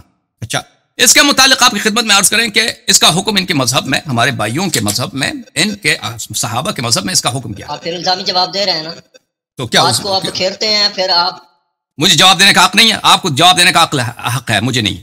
یہ کیا بات نہیں؟ موضوع سے نہ ہٹے نا، یہ بات سے ہٹ جاتے ہیں آپ، ایسا نہ کریں. تو اب معقولات کے متعلق آپ کو حق ہے، معقولات کے متعلق بات کریں، مجھے حق نہیں ہے. یہ کیا بات ہوئی؟ کھول دو یہ پروندہ، آپ کا پروفائل کھول دو. بے شک کر لیں اپنی جگہ. یہ کتاب تفسیر الشافعی، یہ ان کے امام ہیں محمد ابن ادریس الشافعی. ان کے بہت ہی عظیم القدر مفسر بھی ہیں، محدث بھی ہیں، اور مجتہد اور فقیہ نہیں ہے. یہ بھی بتا دیں نا، کوئی بات نہیں ہے، ہم ان کے مقلد نہیں ہیں. یہ چاپ دار التدمریہ ہے. ملاحظہ فرمائے، قال الشافعی لحم اکل الضبع، ضبع کا کانا یعنی اس ہائینہ کا کانا. ولحوم الضباع تباع عندنا بمکہ بین الصفا والمروہ. یہ تابعین کے زمانے کو، تابعین کے زمانے میں رہنے والے شخص تھے کہ ہمارے ہاں کہتے ہیں کہ وہ ہائینہ کا گوشت، اس کی قصائیاں موجود ہے باقاعدہ، صفا اور مروہ کے درمیان اس کی قصائی موجود ہے، پورا مارکیٹ ہے کہ جتنا گوشت آپ کو چاہیے. بمکہ بین صفا والمروہ لا احفظ عن احد من اصحابنا خلافا فی احلالها. اب یہ کوئی جاہل آدمی نہیں ہے، کہتا ہے ہماری مذہب میں اس میں کوئی خلاف یہی نہیں ہے. یہ تابعی ہے اور تابعی ہیں، فرماتے ہیں کہ ہمارے مذہب میں تو اس مسئلہ اختلافی ہی نہیں ہے. اور ماشاءاللہ وہاں پہ قصائی لگی ہوئی ہے، صحابہ تابعین آ کے گوشت لے رہے ہیں. کس چیز کا گوشت لے رہے ہیں؟ گوشت لے رہے ہیں بھائی ذبح کی. اچھا یہ کتاب ہے ان کی جامع ترمذی، یہ سنن ترمذی ہے، جلد نمبر 4 پہ مصر. اچھا سنہ 1962 میں چھپی. یہاں پر صفحہ نمبر 252 میں باب ما جاء فی اکل الذبح، ہائینہ کھانے کے متعلق ان کے پاس جو حدیث ہے. اچھا میں نے جابر سے پوچھا الذبح صید ہی، کیا ہم اس کو شکار کر سکتے ہیں؟ شکار کر سکتے ہیں؟ جابر بن عبداللہ انصاری سے ہم نے پوچھا کہ شکار کر سکتے ہیں ہائینہ کو؟ اس نے کہا جی ہاں شکار کر سکتے ہیں. قلت آکلھا، شکار کر کے اس کو کھا بھی لیں؟ فرمایا جی ہاں کھا لو. قال قلت لها قاله رسول اللہ صلی اللہ علیہ وسلم، میں نے پوچھا کیا رسول صلی اللہ علیہ وسلم کا فرمان ہے کہ ہم ہائینہ کا گوشت کھا لیں بھائی؟ ہائینہ کا گوشت کھا لیں؟ فرماتے ہیں کہ جی ہاں رسول اللہ صلی اللہ علیہ وسلم نے فرمایا. ابو عیسیٰ نے کیا کہا؟ ھذا حدیث حسن صحیح، یہ حدیث حسن بھی ہے صحیح بھی ہے، حدیث حسن بھی ہے صحیح بھی ہے. دیکھیں ایسا کریہ المنظر چیز، ملاحظہ فرمائی کتنا کریہ المنظر ہے ہائینہ. یہ ہائینہ ہے بھائی. آپ کہہ رہے ہیں کہ ہم جو ہے نا ہم اس کا سالن بنا دیں. تو مکے میں صفا و مروہ کے درمیان آپ کے امام شافعی فرماتے ہیں اس کے قصائیاں ہوتی تھی. اب بھی ہوتا ہوگا، آپ لوگ کھاتے ہوں گے، عمرہ پہ جاتے تھے آپ لوگ، عمرہ پہ جاتے تھے کیا وہ کھلایا جاتا تھا آپ لوگوں کو؟ کون کھاتا ہے یہ کتاب ہے صحیح و سنن الترمذی المجلد الثانی، ہاں چاپ ریاض. یہاں پہ ملاحظہ فرمائیے جا باب جاء ما جاء فی اکل الذبح، اسی حدیث کو البانی نے بھی صحیح قرار دیا. ٹھیک ہے نا، البانی نے بھی کہا یہ حدیث صحیح ہے کہ رسول اللہ صلی اللہ علیہ وسلم نے فرمایا کہ یہ کھا لو، یہ کتے جیسا جو جانور ہے نا اس کو کھا لو. یہ کتاب ہے شرح فتح القدیر، اور اللہ آپ کا بھلا کرے، جزء 9 چاپ دار الکتب العلمیہ. یہاں پہ ملاحظہ فرمائیے وَيُكْرَهُ أَكْلُ الذَّبُعِ وَالصَّبِّ وَالسَّلْحَفَ وَالزَّنْبُورِ وَالْحَشَرَاتِ كُلِّهَا، کہتے ہیں حرام مینڈک کھانا. ذبح کھانا، ذبح کس کو بولتے ہیں؟ ذبح بولتے ہیں اس کو ہائینہ کو. ذب کس کو بولتے ہیں؟ چپکلی کو، چپکلی کھانا. یہ سلحفات اس کو مینڈک کس کو بولتے ہیں؟ کہ چپکلی کا کزن ہے نا، چپکلی نہیں چپکلی کا کزن، بڑا بھائی اس کا اس کا بڑا بھائی. ٹھیک ہے نا، مثلا جیسے وہ ہے نا نواز شریف اور شہباز شریف، ایک بڑا بھائی ایک چھوٹا بھائی، اس کا بڑا بھائی. والزنبور والحشرات کل، اور سب جتنے بگز ہیں دنیا میں. حشرات کس کو بولتے ہیں؟ اردو میں بھی حشرات ہی بولتے ہیں نا، حشرات جتنے بھی دنیا میں کیڑے مکوڑے کھاتے ہیں اس کو سالن بنائے کھائیں. اچھا اب تو مزید ان کے طبیعت صاف کریں مولوی صاحب کا. یہ کتاب ہے الجامع لاحکام القرآن تالیف قرطبی، چاپ مؤسسۃ الرسالہ، جزء 9. یہاں پہ ملاحظہ فرمائیے عزیزو صفحہ نمبر 89 میں. شافعیہ یہ بھی بتا دیں لوگوں کو ساتھ میں. یہ روایت نقل کر رہا ہے نا، اور بخاری بھی کوئی حنفی نہیں تھا، اور بخاری حنفی تھا. ہاں بس ٹھیک ہے، یہ بتا دیا کرے نا، سننے والوں کو بھی پتہ لگے. اور بھائی حدیث میں شافعی وغیرہ کا فرق نہیں ہوتا. حدیث میں شافعی وہ صبح سے کیا ہوتا ہے؟ حدیث تو پھر سند سے دیکھی جائے گی نا. ہاں ٹھیک ہے کریں بات کریں. ہاں وہ صحیح، وہ ترمذی کی صحیح سند تھی نا. ترمذی تو شافعی تو نہیں تھا، ترمذی نے خود کہا صحیح ہے کہ آپ کے مذہب میں وہ ہائینہ کھانا جائز، وہ تو صحیح سند کے ساتھ میں نے دکھایا. کوے کا تو نہیں لکھا نا انہوں نے، آپ نے تو جواب کوے کا. قالت عائشہ فی الفار، عائشہ نے کہا کہ چوہا کھانا ما ہی بحرام، چوہا کھانا جو ہے یہ جائز ہے. یہ اس نے فتویٰ بھی کہتا ہے لا قل لا اجد فيما اوحي الي محرما، یہ کتاب قرآن میں دکھاؤ. عائشہ نے فرمایا قرآن میں دکھاؤ کہ چوہا حرام ہے، قرآن میں نہیں ہے، بس پر جائز ہے، کھا لو. چوہے کا سالن بنا دو. الہدایہ الی بلوغ النہایہ، چوہے کا بھی بات چل رہا ہے، ابھی آ رہا ہے، ابھی آ رہا ہے. دوبارہ بولیں ذرا، حضرت عائشہ رضی اللہ تعالیٰ عنہ والی بات دوبارہ بولیں تھوڑا. دوبارہ بتاتے ہیں ان کو، ابھی طبیعت مزید صاف کرنا ہے ان کا نا، طبیعت صاف نہیں. یہ الجامع لاحکام القرآن. آپ کا لال ہوا ہے طبیعت میری صاف ہوگی. نہیں ہم وہ تو مشترک ہے بھائی.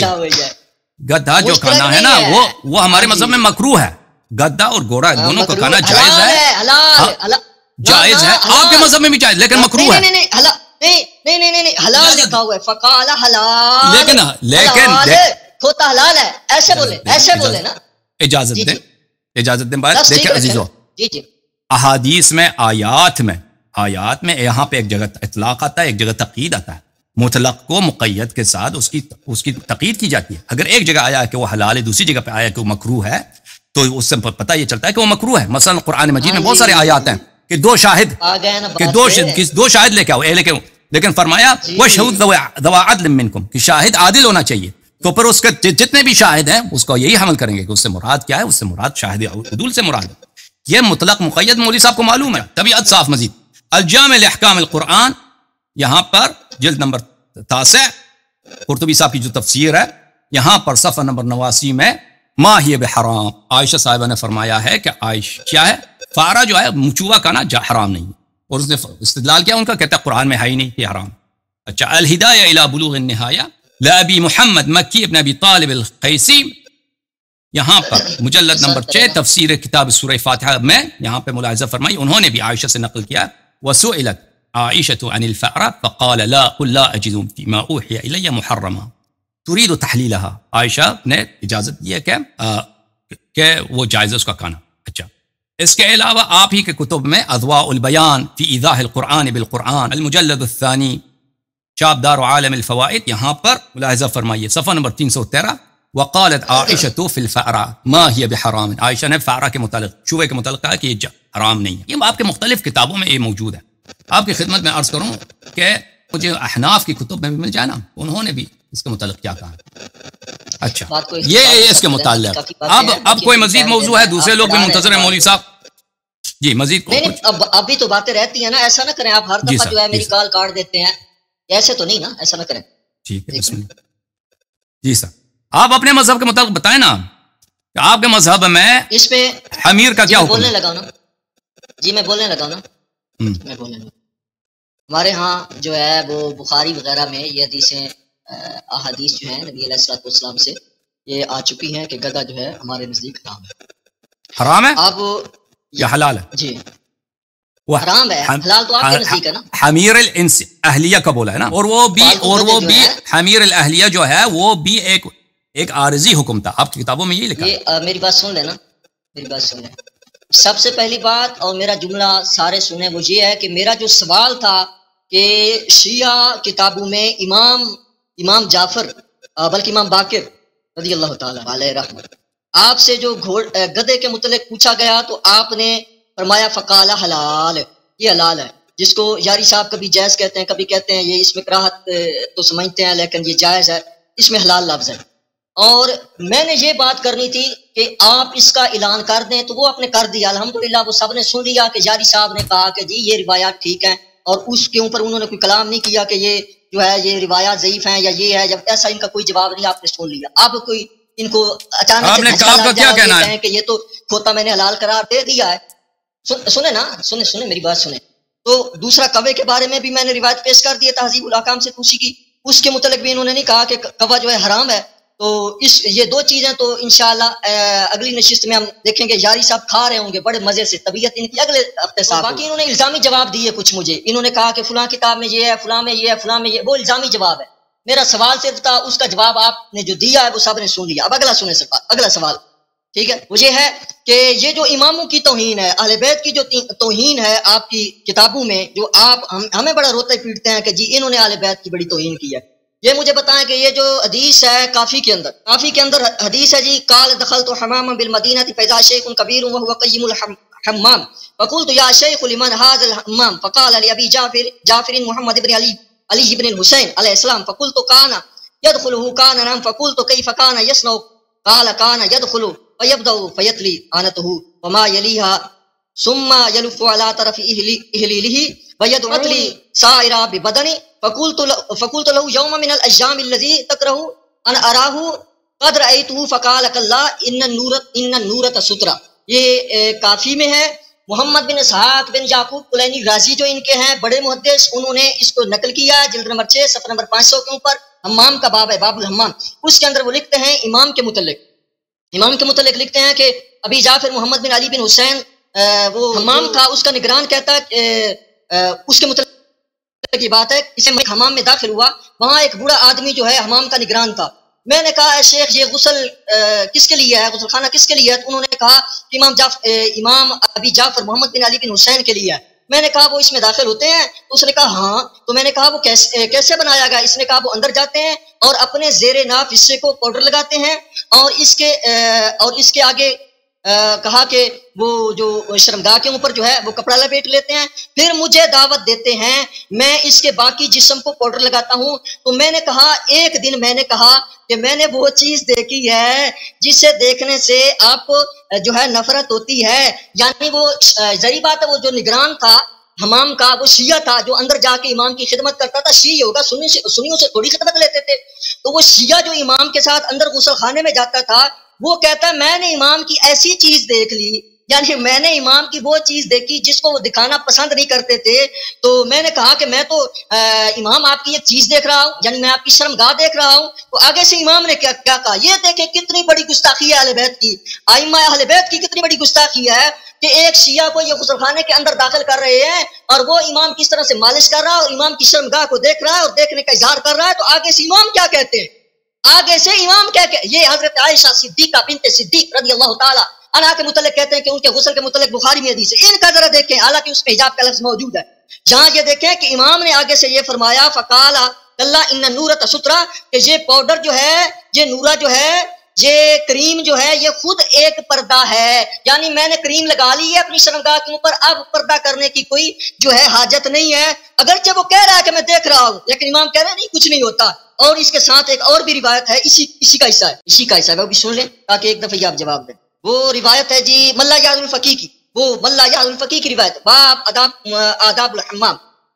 اس میں امام جعفر سے ہے ومن اطلع فلا باس ان یلقی السترۃ عنہ لان النورۃ سترہ، کہ فرماتے ہیں کریم لگانے کے بعد، شرمگاہ کے اوپر کریم لگانے کے بعد پردے کی کوئی ضرورت نہیں ہے.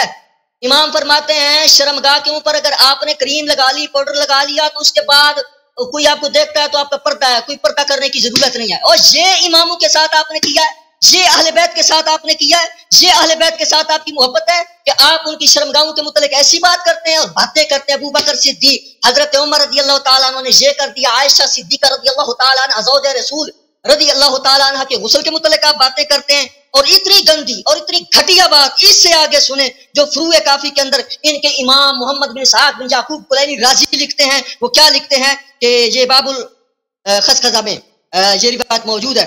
امام سے پوچھا گیا قال سألتہ انی دل کے قال ادا کہ وہ نفسی لا شیء علیہ، کہ آپ پچھلی نشست میں آپ نے مجھے کہا تھا کہ آپ کے مدرسوں میں کیا ہوتا ہے، آپ کے مدرسوں میں کیا ہوتا ہے. میں بتاؤں، آپ بڑے ہنس رہے تھے اور آپ جو دانت کھول رہے تھے. اب میں بتاتا ہوں کہ مدرسوں کو تو آپ چھوڑے، مولویوں کو میں بتاتا ہوں کہ آپ لوگوں نے اماموں کے ساتھ کیا کیا ہے. اور آپ کی کتاب میں کیا رہا ہے کہ وہ کلینی صاحب لکھتے ہیں کہ امام سے مشت زنی کے متعلق پوچھا گیا تو امام نے اس کے بارے میں کہا کہ لا شیء علیہ، یہ کوئی چیز ہی نہیں ہے. یعنی مشت زنی کے جواز پر آپ کے امام کا عربی پڑھو نا، عربی متن پڑھو، عربی متن پڑھو بھائی، عربی متن پڑھو. میں نے پڑھا حوالہ دیا آپ کو.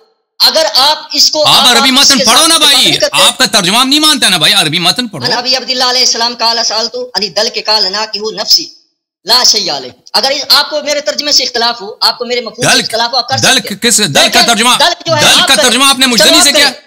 آپ کریں رگڑنا ہے، رگڑنا. اگر اس سے مراد مستدنی نہیں ہے، اگر اس سے مراد مستدنی نہیں ہے بھائی پرانے زمانے میں، بھائی آپ کو کچھ پتہ نہیں ہے. اور بھائی پرانے زمانوں میں لوگ حمام اجازت دیں، وہ میں سب کا جواب دوں گا، میں سب کا جواب دوں گا. سب کا مجھے پتہ، مجھے بات پوری کر لینے دیں، مجھے بات پوری کر لینے دیں، پھر آپ جواب دیں. اگر آپ میرے ترجمے کے ساتھ اتفاق نہیں کرتے، آپ بے شک ترجمہ کر سکتے ہیں، آپ کو اجازت ہے.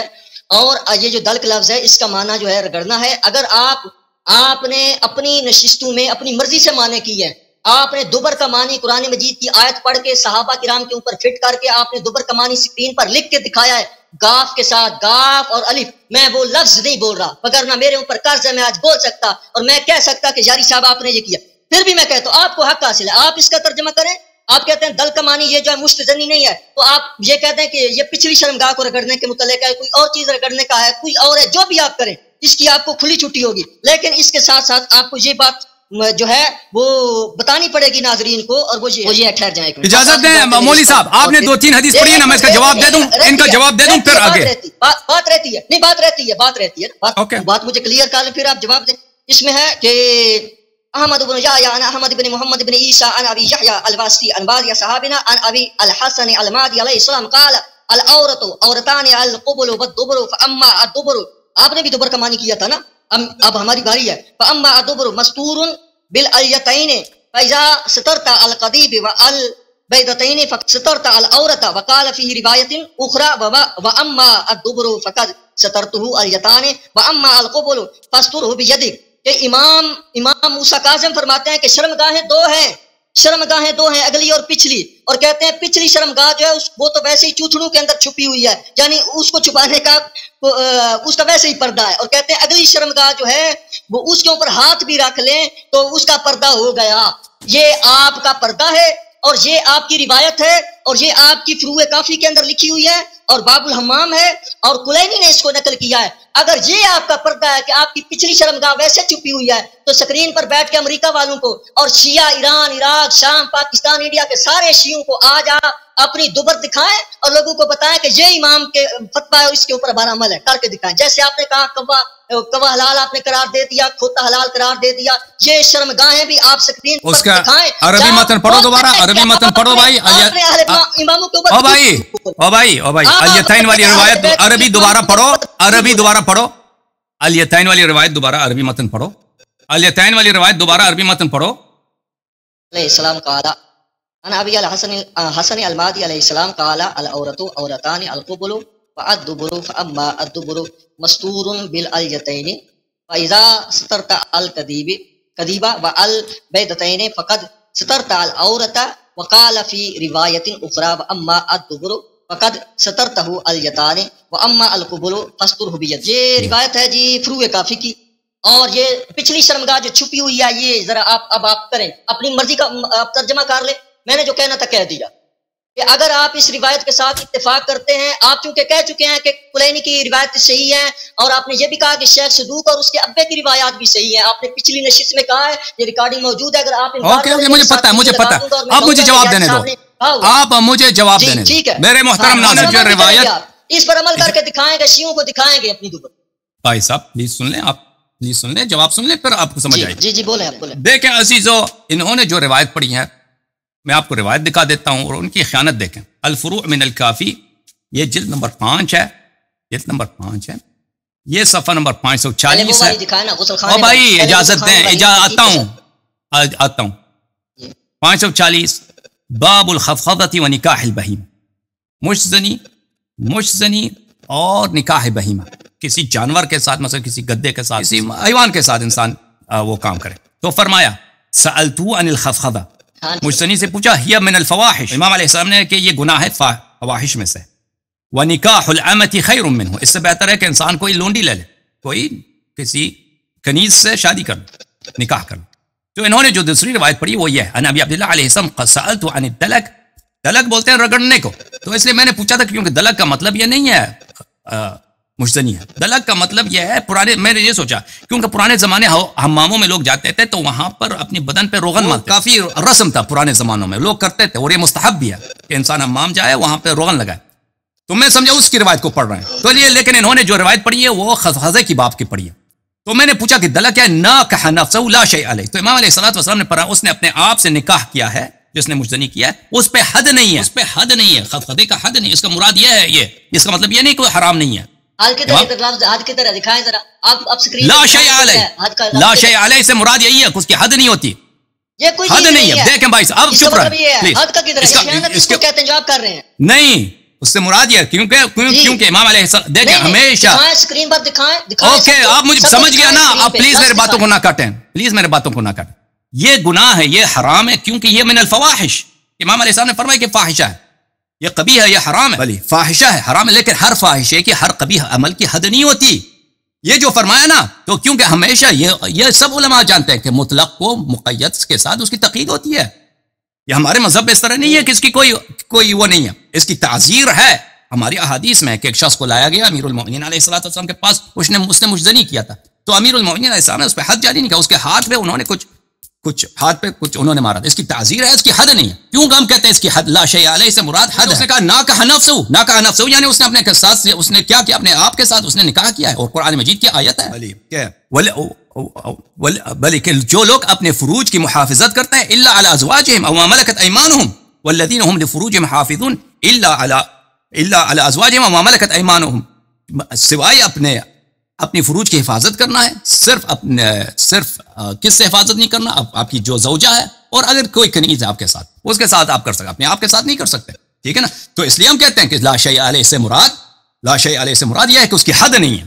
اچھا، یہ ہوگی۔ اب انہوں نے جو روایات پڑھی ہے نا کہ کشف عورت کے متعلق، میں آپ کی خدمت میں دکھاؤں کہ ہمارے نزدیک حمام میں کوئی شخص جاتا ہے، دیکھیں روایات میں یہ ہے کہ اگر کوئی شخص جاتا ہے صحرا میں، اس کے پاس کوئی کپڑا نہیں ہے، کپڑے اس کے چوری ہو گئے، اس کے پاس ساتر کوئی نہیں ہے، لباس کوئی نہیں، اس کے لیے نماز کیسا پڑھنا ہے؟ اس نے نماز، کیونکہ کچھ بھی نہیں ہے اس کے پاس، تو آپ صحرا میں ہے ایسی جگہ ہے، تو آپ وہاں پر سجدہ نہیں کر سکتے، رکوع نہیں کر سکتے، کیونکہ آپ کے دبر جو ہے وہ مکشوف ہو جائے۔ ہاں، آپ جو ہے اشارے کے ساتھ اپنا ہاتھ جو ہے آگے رکھ دیں، ہاتھ جو ہے آگے پہ رکھ دیں، اور سجدہ کیونکہ عورت دو ہیں، ایک آپ کا جو سوراخ ہے وہ عورت ہے، عورت یعنی وہ حصہ جس کا چھپانا ضروری ہے، وہ تو چھپا ہوا ویسے بھی الیتین کے۔ پلیز نماز کا کدھر ذکر ہے؟ او بھائی سنیں، پلیز سنیں آپ، او بھائی کرنے والا کا آپ خیانت کر رہے ہیں، او بھائی آپ سنیں پلیز، اگر میں نے غلط کہا ہے تو آپ اپنی باری میں اس کا رد کریں پلیز۔ اچھا، نہ ساتر اگر نہ ہو کوئی چیز، لباس نہیں، مثلا میں سارا میں جا رہا تھا ایک جگہ پر، چور میرے سارے کپڑے لے گئے، میں سو رہا تھا، وہ سارے مجھے بالکل ننگا کر کے چھوڑ دیا، اب میں نماز کیسے پڑھوں؟ اس کے بہت سارے احادیث ہمارے پاس، آپ اشارے کے ساتھ نماز پڑھیں، آپ سجدہ رکوع نہ کریں، آپ سر کے ساتھ اشارہ کریں، اور ہاتھ جو ہے آگے رکھ دیں، یہ اس کی حکم ہے۔ اب جو شخص حمام جاتا ہے اس کے لیے کیا حکم ہے؟ میں وہ جو روایتیں آپ نے پڑھی ہیں نا، میں آپ دکھاتا ہوں آپ کی خیانتیں اس میں کیا۔ یہ کتاب ہے الفروع من الکافی، میرے محترم ناظرین، یہ فروع کافی ہے، اللہ آپ کی بھلا کرے۔ یہاں پر کتاب الزی والتجمل جلد نمبر 6، یہاں پر ملاحظہ فرمائیں، حدیث نمبر 3، ان ابی عبداللہ علیہ السلام قال رسول اللہ صلی اللہ علیہ وآلہ وسلم من کان یؤمن باللہ، حضرت امام جعفر صادق علیہ السلام سے روایت ہے کہ رسول اللہ صلی اللہ علیہ وسلم نے فرمایا من کان یؤمن باللہ والیوم الآخر فلا يدخل الحمام الا بمعذر، کہ جو شخص اللہ تعالیٰ پر اور روز قیامت پہ ایمان رکھتا ہے، حمام جاتا ہے تو حتمن دوتی باندھ کے جائے۔ معذر کس کو بولتے ہیں؟ دوتی۔ حمام جا کر آپ حتمن اپنے عورتین کا اپنے چھپانا ہے۔ روایت دیکھیں، صدیر روایت کرتا ہے اپنے والد سے کہ دخلت انا وابی وجدی وعمی حماما، میں اپنے والد کے ساتھ، اپنے چچا کے ساتھ، ہم سب لوگ حمام چلے گئے۔ وہ پرانے زمانے میں لوگ گھروں میں نہاتے کم تھے، لوگ حمام جاتے تھے۔ اچھا، مدینے میں فَإِذَا رَجُلٌ فِي بَيْتِ الْمَسْلَخ، وہاں پر جہاں پہ کپڑے اتارے جاتے ہیں وہ حماموں میں، پرانے زمانے، اب جو ٹریڈیشنل حمام ہے نا، اب ترکی میں بھی ہیں، ایران میں بھی، افغانستان میں ایسے ہیں، میوزیم بنے، آپ ادھر جا کے نہا بھی سکتے ہیں۔ تو اس میں ایک کمرہ ہوتا ہے کپڑے اتارنے کے لیے، وہاں سے کپڑے اتار کے پھر آپ جاتے ہیں نہانے کے لیے، جہاں پہ پانی ہوتا ہے وہاں پہ نہایا جاتا ہے۔ تو ہم کپڑے اتارنے والی جگہ میں تھے، تو ایک شخص ہم سے کہا کہ آپ کون ہیں؟ ہم نے کہا ہم عراق سے آئے ہیں، ہم مسافر ہیں، عراق سے آئے ہیں۔ تو انہوں نے پوچھا کہ عراق کی کس جگہ سے؟ ہم نے کہا کوفے سے آئے ہیں۔ تو انہوں نے کہا مرحبا بکم یا اہل الکوفہ انتم الشعار دون الدثار، فرمایا کہ آپ جو ہیں ہمارے دوست ہو، آپ ہمارے احباب ہو، ہم آپ سے محبت کرتے ہیں کیونکہ کوفے کے لوگ بہت اچھے ہیں۔ اچھا، پھر انہوں نے کہا ما یمنعکم من العذر فإن رسول اللہ صلی اللہ علیہ وسلم قال، اس شخص نے کہا کہ تم کیوں یہاں پر آئے ہو، دوتی نہیں باندھتے؟ دوتی باندھو، کہ رسول اللہ صلی اللہ علیہ وسلم نے فرمایا عورت المؤمن علی المؤمن حرام، ایک مسلمان کا دوسرے مسلمان کے عورت کی طرف، عورت بولتے ہیں شرمگاہ کی طرف دیکھنا، یہ حرام ہے، رسول اللہ صلی اللہ علیہ وسلم نے فرمایا۔ فبعث الى ابي كرباسة فشقها باربعة ثم اخذ كل واحد منها واحدا ثم دخلنا فيها، تو اس نے ہم کو بیچ دیا، ایک کپڑا بیچ دیا کہ ہم نے اس کو 4 ٹکڑے بنا دیے، ہم نے 4 اس کے دوتی بنا دیے، اور ہم 4 آدمی تھے، ہم نے دوتی لگا کر پھر حمام میں ہم داخل ہو گئے۔ اچھا، ہم نے پوچھا یہ شخص کون تھے؟ فَإِذَا هُوَ عَلِي بْنُ الْحُسَيْنِ وَمَعَهُ ابْنُ محمد ابن علی، پتہ چلا کہ یہ حضرت امام زین العابدین علیہ السلام ہے، ان کے ساتھ ان کے صاحبزادے امام باقر علیہ السلام بھی ہیں۔ یہ حدیث آپ نے دیکھی۔ اگلا حدیث ملاحظہ فرمائیے، جو میں نے پڑھی ہے وہ دکھا ہے نا۔ او بھائی وہ بھی آتے ہیں پلیز آپ سن لیں، تسلی کر لیں، تو وہ بھی پڑھیں گے، اس سے زیادہ بھی پڑھیں گے۔ سألت ابا جعفر علیہ السلام، اور اجازت دیں، تسلی رکھیں مولوی صاحب، حضرت امام باقر علیہ السلام کی خدمت میں حاضر ہوا، میں نے پوچھا حمام کے متعلق سوال کیا، تو قال تريد الحمام، قلت نعم، حمام جانا چاہتے ہوں؟ اس نے کہا جی ہاں۔ فامر باسخان الحمام ثم دخل فاتزر بازار وغطى ركبتيه وسره، تو جب حمام گئے ہیں وہ، انہوں نے کہا کہ حمام گرم کر دو، حمام گرم کیا لوگوں نے، شاید گھر میں کوئی حمام تھا، تو انہوں نے ازار لگا دیا، یعنی دوتی لگا دیا، اور اپنے گھٹنوں سے اپنے ناف تک انہوں نے چھپا دیا، اس پہ انہوں نے دوتی لگا دیا۔ ثم امر صاحب الحمام فطلع ما كان خارجا من الازار، پھر انہوں نے حکم دیا حمام والے کو یہ گھر میں نہیں تھا، باہر تھا. حمام کا جو ملازم ہے اس کو حکم دیا کہ مجھے نورا لگا دو. اللہ نورا کو، نورا کس کو بولتے ہیں؟ نورا عربی زبان کا لفظ ہے. یہ چونا مستحب ہے، چونا نگالا جو ہیئر ریموور ہوتا ہے، یہ چونا ہوتا ہے. پرانے زمانے میں، اب بھی بہت سارے لوگ، مثلا ایران میں بہت رواج ہے، لوگ حماموں میں جا کے چونا لگاتے ہیں. چونا سے کیا ہوتا ہے؟ آپ کے سارے بدن کے بال گر جاتے ہیں. اس نے حمامی سے کہا دیا کہ چونا لگا دو. اس نے چونا لگایا، یعنی جتنا اس کا بدن تھا، جو کپڑے کے نیچے تھے اس نے نہیں لگایا، جو دھوتی کے اندر کا علاقہ ہے اس نے نہیں لگایا حمام والے نے، اور باقی اس کے بدن پہ مثلا جو بغل کے بال ہیں، سینے کے بال ہیں، چھاتی کے بال ہیں، اس نے، اور پیر کے بال ہیں، اس پہ اس ملازم نے چونا لگایا. ثم قال اخرج عني، پھر اس سے فرمایا کہ یہاں سے نکل جاؤ. اس ملازم سے کہا، وہ نکل گیا. ثم طلع هو ما تحته بيده ثم قال هكذا فافعل. پھر وہ شخص نکل گیا، پھر اس نے اپنے ہاتھوں سے، امام علیہ السلام نے اپنے ہاتھوں سے اپنے جو شرمگاہ تھا وہاں پہ انہوں نے چونا لگایا، اور اس مجھ سے حکم دیا کہ اس طرح حمام اس طرح کیا کرو. تو اس نے ان کو سکھا دیا کہ حمام کا طریقہ کار کیا ہوتا ہے. اچھا، اب یہ پتہ چلا، اب انہوں نے جس روایت کی تلاوت کی ہے انہوں نے اس میں خیانت کی. وہ روایت یہ ہے میرے محترم ناظرین، روایت نمبر 7 ہے. ملاحظہ فرمائیں، عبید اللہ الدابقی فرماتے ہیں کہ میں گیا مدینہ میں، حمام میں داخل ہو گیا، فیدا شیخ کبیر، وہاں پہ ایک بوڑھا آدمی تھا حمام میں، وہو قیم الحمام، وہ حمام کا جو تھا وہ سرپرست وہی تھا. پرانے زمانوں میں حمام جو تھے بڑے ہوتے تھے، اور وہاں پہ کئی ملازم ہوتے تھے، اور یہ مثلا ہر حمام روزانہ 200-300 لوگ آتے ہیں وہاں نہانے کے لیے، تو وہاں پہ یعنی بہت سارے ملازموں کی ضرورت ہوتی ہے. تو وہ اس کا مینیجر تھا حمام. میں نے اس سے پوچھا، یا شیخ لمن ھذا الحمام، میں نے پوچھا اس حمام کا مالک کون ہے؟ تو اس نے کہا لابی جعفر محمد ابن علی ابن الحسین علیہ السلام. انہوں نے عرض کیا کہ یہ اس کے مالک جو ہیں حضرت امام باقر علیہ السلام ہیں. فقلت کان يدخله، میں نے پوچھا کہ کیا وہ بھی آتے تھے؟ انہوں نے کہا آتے تھے. اس نے کہا جی ہاں وہ آتے تھے اس حمام میں. فقلت کیف کان یصنع، میں نے ان سے پوچھا کہ وہ کس طرح حمام کرتے تھے. قال کان يدخل فيبدأ فيتلي عانته وما يليها، کہتے ہیں عرض کر کیا حمام کا جو مینیجر، وہ کہتے ہیں وہ حمام میں جاتے تھے، پھر وہ کیا کرتے تھے؟ فیبدأ، وہ ابتدا کرتے تھے، فیتلی عانتہ وما یلیہ، اپنے بغل کے نیچے اور دوسرے جو اعضاء ہیں اس پہ وہ خود لگاتے تھے. معاف کیجیے گا، وہ اپنے ناف کے نیچے جو بال ہوتے ہیں ناف کے نیچے انسان کے، اس پہ وہ خود لگاتے تھے، وہ چونا لگاتے تھے. اچھا، ثم یلف علی طرف احلیلہ ویدعون، پھر اس کے بعد وہ اپنے شرمگاہ کے ارد گرد جو ہے کیا کرتے تھے؟ وہ لگاتے تھے، دھوتی لگاتے تھے. پھر مجھے کہتے تھے، مجھے بلاتے تھے، یعنی شخص وہاں نہیں تھا، یعنی امام علیہ السلام پہلے حمام میں گئے اکیلے ہیں، ٹھیک ہے نا، حمام میں اکیلے ہیں، وہاں پہ کوئی نہیں ہے، اس نے اپنے شرمگاہ پہ چونا لگایا. انہوں نے دھوتی لگایا ہے، دھوتی کو لف کیا ہے یعنی دھوتی کو لگا پہن، جیسے انسان جیسے نا بنگالی وغیرہ دھوتی پہنتے ہیں، عرب زمانے میں تو دھوتی بہت عام چیز، دھوتی لگا دیا. پھر اس کو بلایا کہ آ جاؤ تم حمام والے کو. حمام والا جب آ جاتا ہے، فَأُتْلِي سَائِرَ بَدَنَهُ، پھر میں ان کے بقیہ بدن پہ وہ چونا لگاتا تھا، ہیئر ریموور. یہ یا شاید مثلا تیل لگاتا تھا، کیونکہ پرانے زمانے میں تیل بھی لگایا جاتا ہے، لیکن یہ چونے کی بات ہو رہی ہے. فَقُلْتُ لَهُ يَوْمًا مِنَ الْأَيَّامِ، میں نے ایک دن ان سے عرض کیا، قد الذي تكره ان اراه قد رايته، الذي تكره ان اراه قد رايته، میں نے وہ دیکھا جو آپ نہیں چاہتا ہے کوئی دیکھ لے. اب انہوں نے کہا اس سے مراد کیا ہے؟ اس سے مراد ان کی شرمگاہ ہے. اب دیکھو عزیزو، انسان کے بدن میں بہت ساری چیزیں ایسی ہوتی ہیں کہ انسان اس کو دیکھنا نہیں چاہتا کوئی دیکھ لے. مثلا کوئی زخم کا ہے کی نشانی، یا کوئی داغ ہے، مثلا اس شخص کو پتا ہے کہ امام علیہ الصلوۃ والسلام یہ حصہ نہیں دیکھنا چاہتا، یہ شخص کہتے ہیں اس سے مراد حتمن کیا ہے؟ شرمگاہ ہے.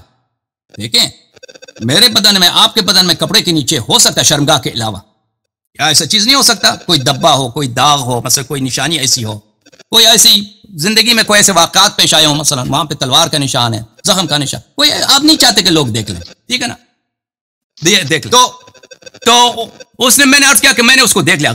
قال کلا ان النورۃ سترا، تو انہوں نے فرمایا کہ نہیں آپ نے نہیں دیکھا ہے، کیونکہ اس پہ چونا لگا ہوا ہے، وہ چونے سے چھپا ہوا ہے، یعنی اس پہ ایک ایسا سطر ہے چونے کا، تو تم نے نہیں دیکھا اس کو.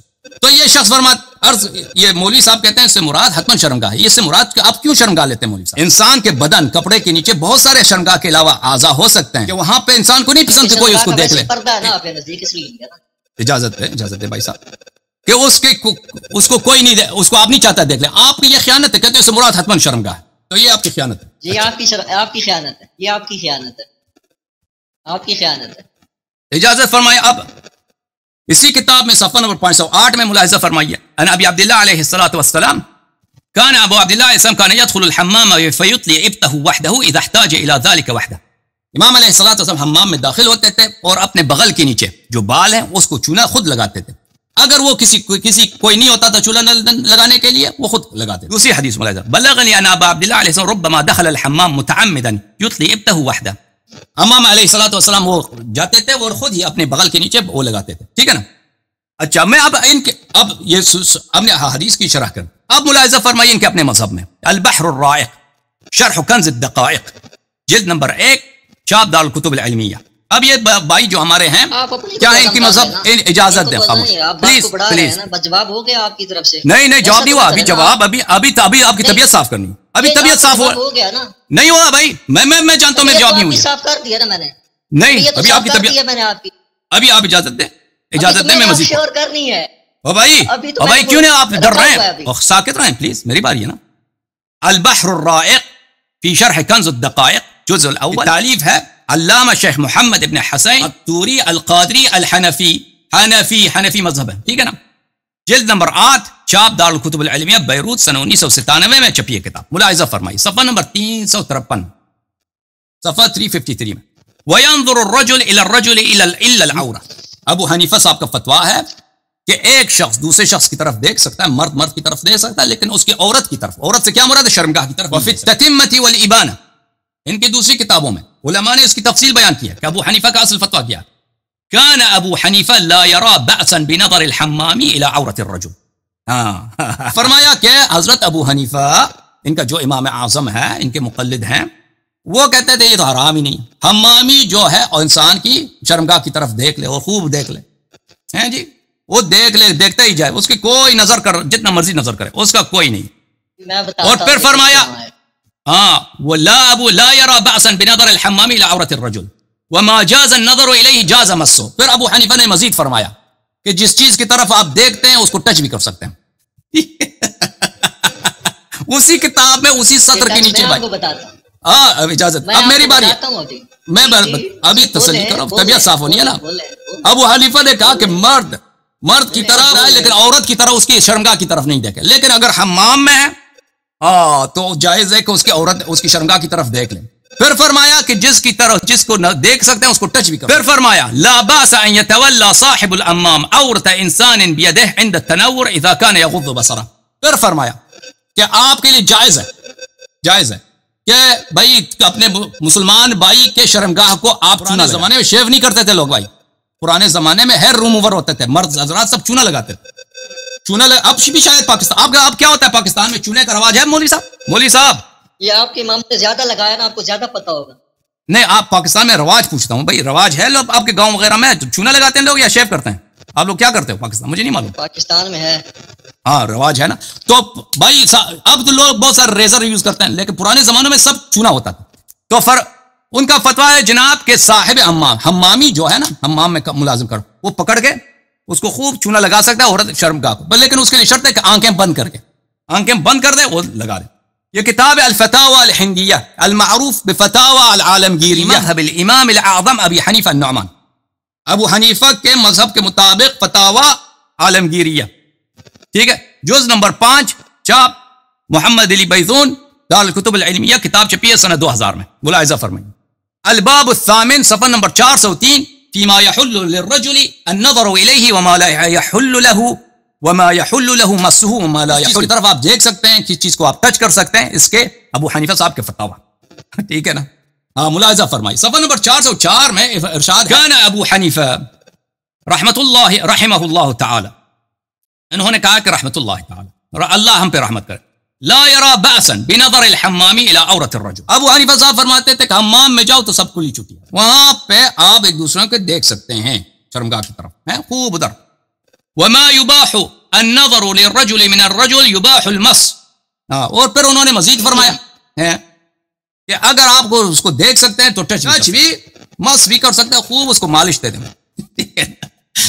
پھر فرمایا لا باس بيتولى صاحب الحمام عورة انسان بيده عند التنوير. پھر کہا کہ چونا لگاتے ہوئے بالکل اپنے ایک دوسرے بھائیوں کا خدمت کریں, مسلمانوں کی خدمت کریں, حمام میں جائے تو سب ایک دوسرے کی شرمگاہ کی پکڑ کے اس کو کیا کریں, اس کی آپ جو ہیں وہ چونا لگا لیں, طبیعت صاف ہو رہی. مولوی صاحب یہ کتاب ہے المحیط البرہانی کروں گا فی انشاءاللہ الفقہ النعمانی فی الفقہ النعمانی او بھائی ابھی چپ کر المحیط البرہانی فی الفقہ النعمانی کاٹنا یاری صاحب کال نہیں کاٹنا آج میں تھانوں اتنے چھوڑوں گا جتنے چھوڑنے دا حق ہے جی بھائی صاحب ابھی ایک مولوی صاحب ابھی ایک مولوی صاحب لائن پہ منتظر ہیں اور کتنے لوگ منتظر ہیں بھائی منتظر ہے تو آپ باری تو دیں گے نا مجھے یہ کیا بات ہے بات کر کے چلے جائیں گے ایسے نہیں ہوگا 2 گھنٹے سے کتنے ابھی 2 گھنٹے سے آپ سے بات کر رہے ہیں نا ہو رہی ہو جواب دینا میرا حق ہے جواب دینا میرا بات کیا میں جواب دے رہا ہوں تبدیل کر رہے ہیں تو جواب دوں گا میں جواب آپ دے چکے ہیں میں آپ کا جواب میں مجیب ہوں نہیں میں یہ میری باری ہے آپ نے ابتدا کیا آپ نے خیانت کی ہے آپ نے ابتدا کی ہے اب میں جو ہے بتا رہا ہوں میں بتاتا ہوں کہ امام جعفر نے کیا کہا ہے میں بتاتا ہوں کہ امام جعفر نے کیا کہا ہے آپ امام ابو حنیفہ کی بات کر رہے ہیں نا جواب دوں گا آپ نہیں اگر میرے سے کوئی فقرہ رہ گیا ہے تو آپ مجھے بتا دیں کہ یہ حدیث آپ نے جواب نہیں دیا میں نہیں چاہتا میں سر میں کوئی فرار نہیں کر رہا وہ رہتی ہے نا وہ پچھلی شرمگاہ والی روایت جو ہے وہ رہتی ہے کون سی شرمگاہیں 2 ہیں پچھلی چھپی ہوئی ہے وہ رہتی ہے بھائی وہ میں نے جواب دے دی اس کے اب دوبارہ تکرار کرتا ہوں ٹھیک ہے دوبارہ تکرار کرتا ہوں جو بھی رہتا ہے نا ابھی مجھے پڑھنے دو پھر آپ کہہ دینا کہ جواب دینے کا آپ کہہ دینا کہ بھائی جواب دینے کا آپ کہہ دیں کہ اس کا جواب تم نے نہیں دیا تو اگر مجھ سے کچھ چھوٹ گئی ہے تو میں اس کا جواب دے دوں گا ٹھیک ہے نا اگر مجھے کچھ چھوٹ گئی ہے آپ بے شک جواب دیں لیکن مجھے آپ نے 2-3 احادیث پڑھی ہیں بھائی آپ نے 2-3 احادیث پڑھی ہیں آپ نے 2-3 احادیث پڑھی ہیں اگر اس میں سے کسی حدیث کو میں نے چھوڑ دیا یہ عمدن نہیں ہے آپ مجھے کہہ دیں کہ آپ نے خیانت کی ہے اس کا میں جواب دوں گا اوکے سر اوکے میرے بھائی اوکے جواب میں نے اگر میں نے اگر خیانت کی تو آپ اس کا جواب دیں کوئی بات المحیط البرہانی فی الفقہ النعمانی تالیف ابی حنیفہ الجزء الخامس چاپ دار الکتب العلمیہ ملاحظہ فرمائیں یہاں پر اس کا جواب دیں نا پہلے صفحہ نمبر 737 میں لا بأس بأن يتولى صاحب الحمام عورة الانسان بيده عند التنویر کہتا ہے آپ حمام میں چلے جائیں ایک دوسروں کی خدمت کریں ایک دوسرے کی شرمگاہ کو پکڑ کے بیدہ اپنے ہاتھ سے پکڑ کر عورت انسان بیدہ نا اس کے شرمگاہ کو ہاتھ سے پکڑ کے اس کو چونا لگا دے یہ کوئی دین ہے بھائی بتاؤ نہیں ختم نہیں ہوئی نا بھائی نہیں ختم ہوئی آپ لمبی کرتے ہیں پھر ہماری باری آتی ہے تو آپ کو دوسرا کالر نظر آ جاتا ہے نا پھر آپ کال کاٹ جاتے ہیں اختصار کریں نا تاکہ جو ہے ہم اس کا جواب دیں ویسے بھی ایک بات میری رہ گئی ایک روایت ویسے بھی رہ گئی ہے پھر آپ اس کو بھی چھوڑ دیں گے اچھا اس کا جواب دیں نا یہ روایت اچھا وہ روایت جو کہتا ہے کہ اللہ دیکھیں جو روایت یہ فرما رہے ہیں نا جو روایت آپ نے کہا کہ العورت عورتان وہ روایت کا العورت عورتان پڑھیں ساری پڑھیں نا ساری پڑھ کے بتائیں پہلے تو آپ نے کہا نماز ابھی بتاتا ہوں ابھی میں کتاب لے کے آؤں وہ جلد نمبر 6 کتاب لے کے آتا ہوں کتاب لے کے وہ روایت آپ کو دکھا کے پڑھتا ہوں جی ہم نہیں چھپانا چاہتے ہیں بات نماز کی بتا رہے ہیں آپ دیکھیں نا خیانت کون کرتا ہے شیعہ سنی سارے دیکھیں گے بھئی نماز کی بات کدھر ہے یہ نماز کا باب ہے یا حمام کا باب ہے یہ خیانت کون کر رہا ہے یہ لوگ دیکھیں گے خود فیصلہ کریں گے جو ابھی میں بتاتا ہوں کہ اس میں اگر حمام کا کوئی ذکر ہے تو مجھے بتا دینا یہ حمام کے لیے نہیں ہے یہ آپ کے کلینی صاحب نے کیا ہے نا یہ آپ کے کلینی صاحب نے کیا ہے میں آپ کو دکھاتا ہوں نماز کا ذکر کدھر کیا کلینی نے یہ بتائیں چلو یہ بتائیں کلینی نے ذکر کیا اور نماز کا کہ یہ نماز کے متعلق ہے اور بھائی صاحب اجازت دیں مجھے روایت پڑھنے دیں یہ کتاب ہے اور اجازت دیں کتاب میں حدیث پڑھنے لگا ہوں یہ کتاب ہے الفروع من الکافی جلد نمبر 6 جلد نمبر 6 چاپ دار الکتب الاسلامیہ یہ صفحہ نمبر 501 ہے جس حدیث کی وہ انہوں نے بات کی میں نے اس کا جواب دے دیا ہے یہ کہتے ہیں اس کو دوبارہ جواب دیتے ہیں اچھا حدیث یہ ہے حدیث نمبر 28 میں نے یہ بولا 28 سے 26 ہے ایک منٹ کون سے حدیث نمبر ہے حدیث نمبر ہے 26 یہ آپ غلط پڑھ رہے تھے اس حدیث کو عن ابی الحسن الماضی علیہ الصلوۃ والسلام عن ابی الحسن المہدی آپ کہہ رہے ہیں ابی الحسن الماضی علیہ الصلوۃ والسلام العورت عورتان یاری صاحب اچھا میں نے مہدی العورت عورتان آپ کے کان کی خراب ہے شرمگاہ مرد میں جو شرمگاہ ہے وہ 2 ہیں ایک آپ کا قضیب ہے جو آپ کا جس کو پینس بولتے ہیں انگلش زبان میں جو آگے والا شرمگاہ ہے اور ایک جو ہے سوراخ ہے جہاں جو شرمگاہ سوراخ والی شرمگاہ ہے یہ 2 اس کو نماز کے حالت میں اس کو ستر کرنا ہے ٹھیک ہے نا کدھر نماز کا کدھر ذکر ہے او بھائی آپ سنو تم کہہ دینا نا میں آپ کی موقف کو سمجھ رہا ہوں دیکھو بھائی کیا گند ہے آپ کی میں آپ کی موقف کو او بھائی صاحب میں آپ کی موقف کو سمجھ رہا ہوں تم مجھے پڑھنے دو پھر آپ کہہ دینا کہ تم نے غلط پڑھا قبل والدبر فاما الدبر مستور بالالیتین واما الدبر جو دبر ہے جو سوراخ ہے وہ اس کے 2 طرف جو چربی ہیں پیچھے والا جو سوراخ وہ اس سے سوراخ نظر نہیں آتا اچھا فَإِذَا سَتَرْتَ الْقَدِيبَ وَالْبَيْضَتَيْنِ فَقَدْ سَتَرْتَ الْعَوْرَةَ اگر تم اپنے آگے والا شرمگاہ اور اس کے ساتھ جو ٹیسٹیکلز ہیں، انگلش زبان میں بولتے ہیں ٹیسٹیکلز، جو 2 بٹنے ہوتے ہیں، اس کو ہاتھ سے چھپا دو تو تم مستور ہو گئے. یہ دیکھیں کلینی صاحب نے اس کو کتاب الزی والتجمل میں لے کے آئے، کس باب الحمام میں لے کے آئے، لیکن یہ ان کی خطا ہے، کلینی صاحب کی خطا ہے. اس باب سے اس کا تعلق نہیں ہے، اس کا تعلق ہے نماز سے. اس کی وجہ یہ ہے کہ اس طرح کی روایات ہمارے پاس بہت زیادہ ہیں.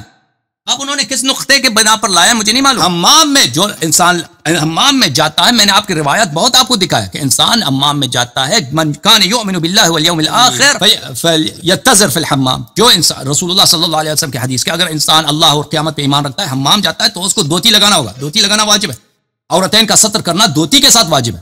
یہ جو حدیث بیان کی جا رہی ہے یہ نماز کے لیے.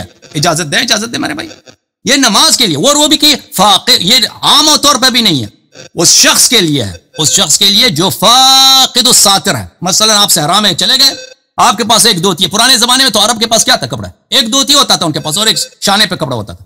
اگر وہ آپ سے گم ہو گئی، بھائی آپ سو گئے تھے، کسی نے اٹھا کے لے گیا، آپ کی کوئی کچھ بھی نہیں ہے، نماز کیسے پڑھیں گے؟ آپ کے سارے سامان لے کے گئے، آپ بالکل آپ کو صحرا میں اکیلا چھوڑ دیا ننگا. نماز کیسے پڑھنی ہے؟ اس حالت میں نماز اس طرح پڑھنی ہے کہ پیچھے کا چھپانا جو ہے نا وہ خود قدرتی طور پہ چھپا ہوا ہے. یعنی کوئی اگر نہیں دیکھ رہا تو آپ مثلا کسی ایسی جگہ پہ ہیں، مثلا درخت کے پیچھے ہیں یا کوئی دیکھنے والا نہیں ہے، تو ہاتھ اب آگے رکھ دیں. پانی ہے تو پانی وضو کر لیں، پانی نہیں ہے تو تیمم کر لیں.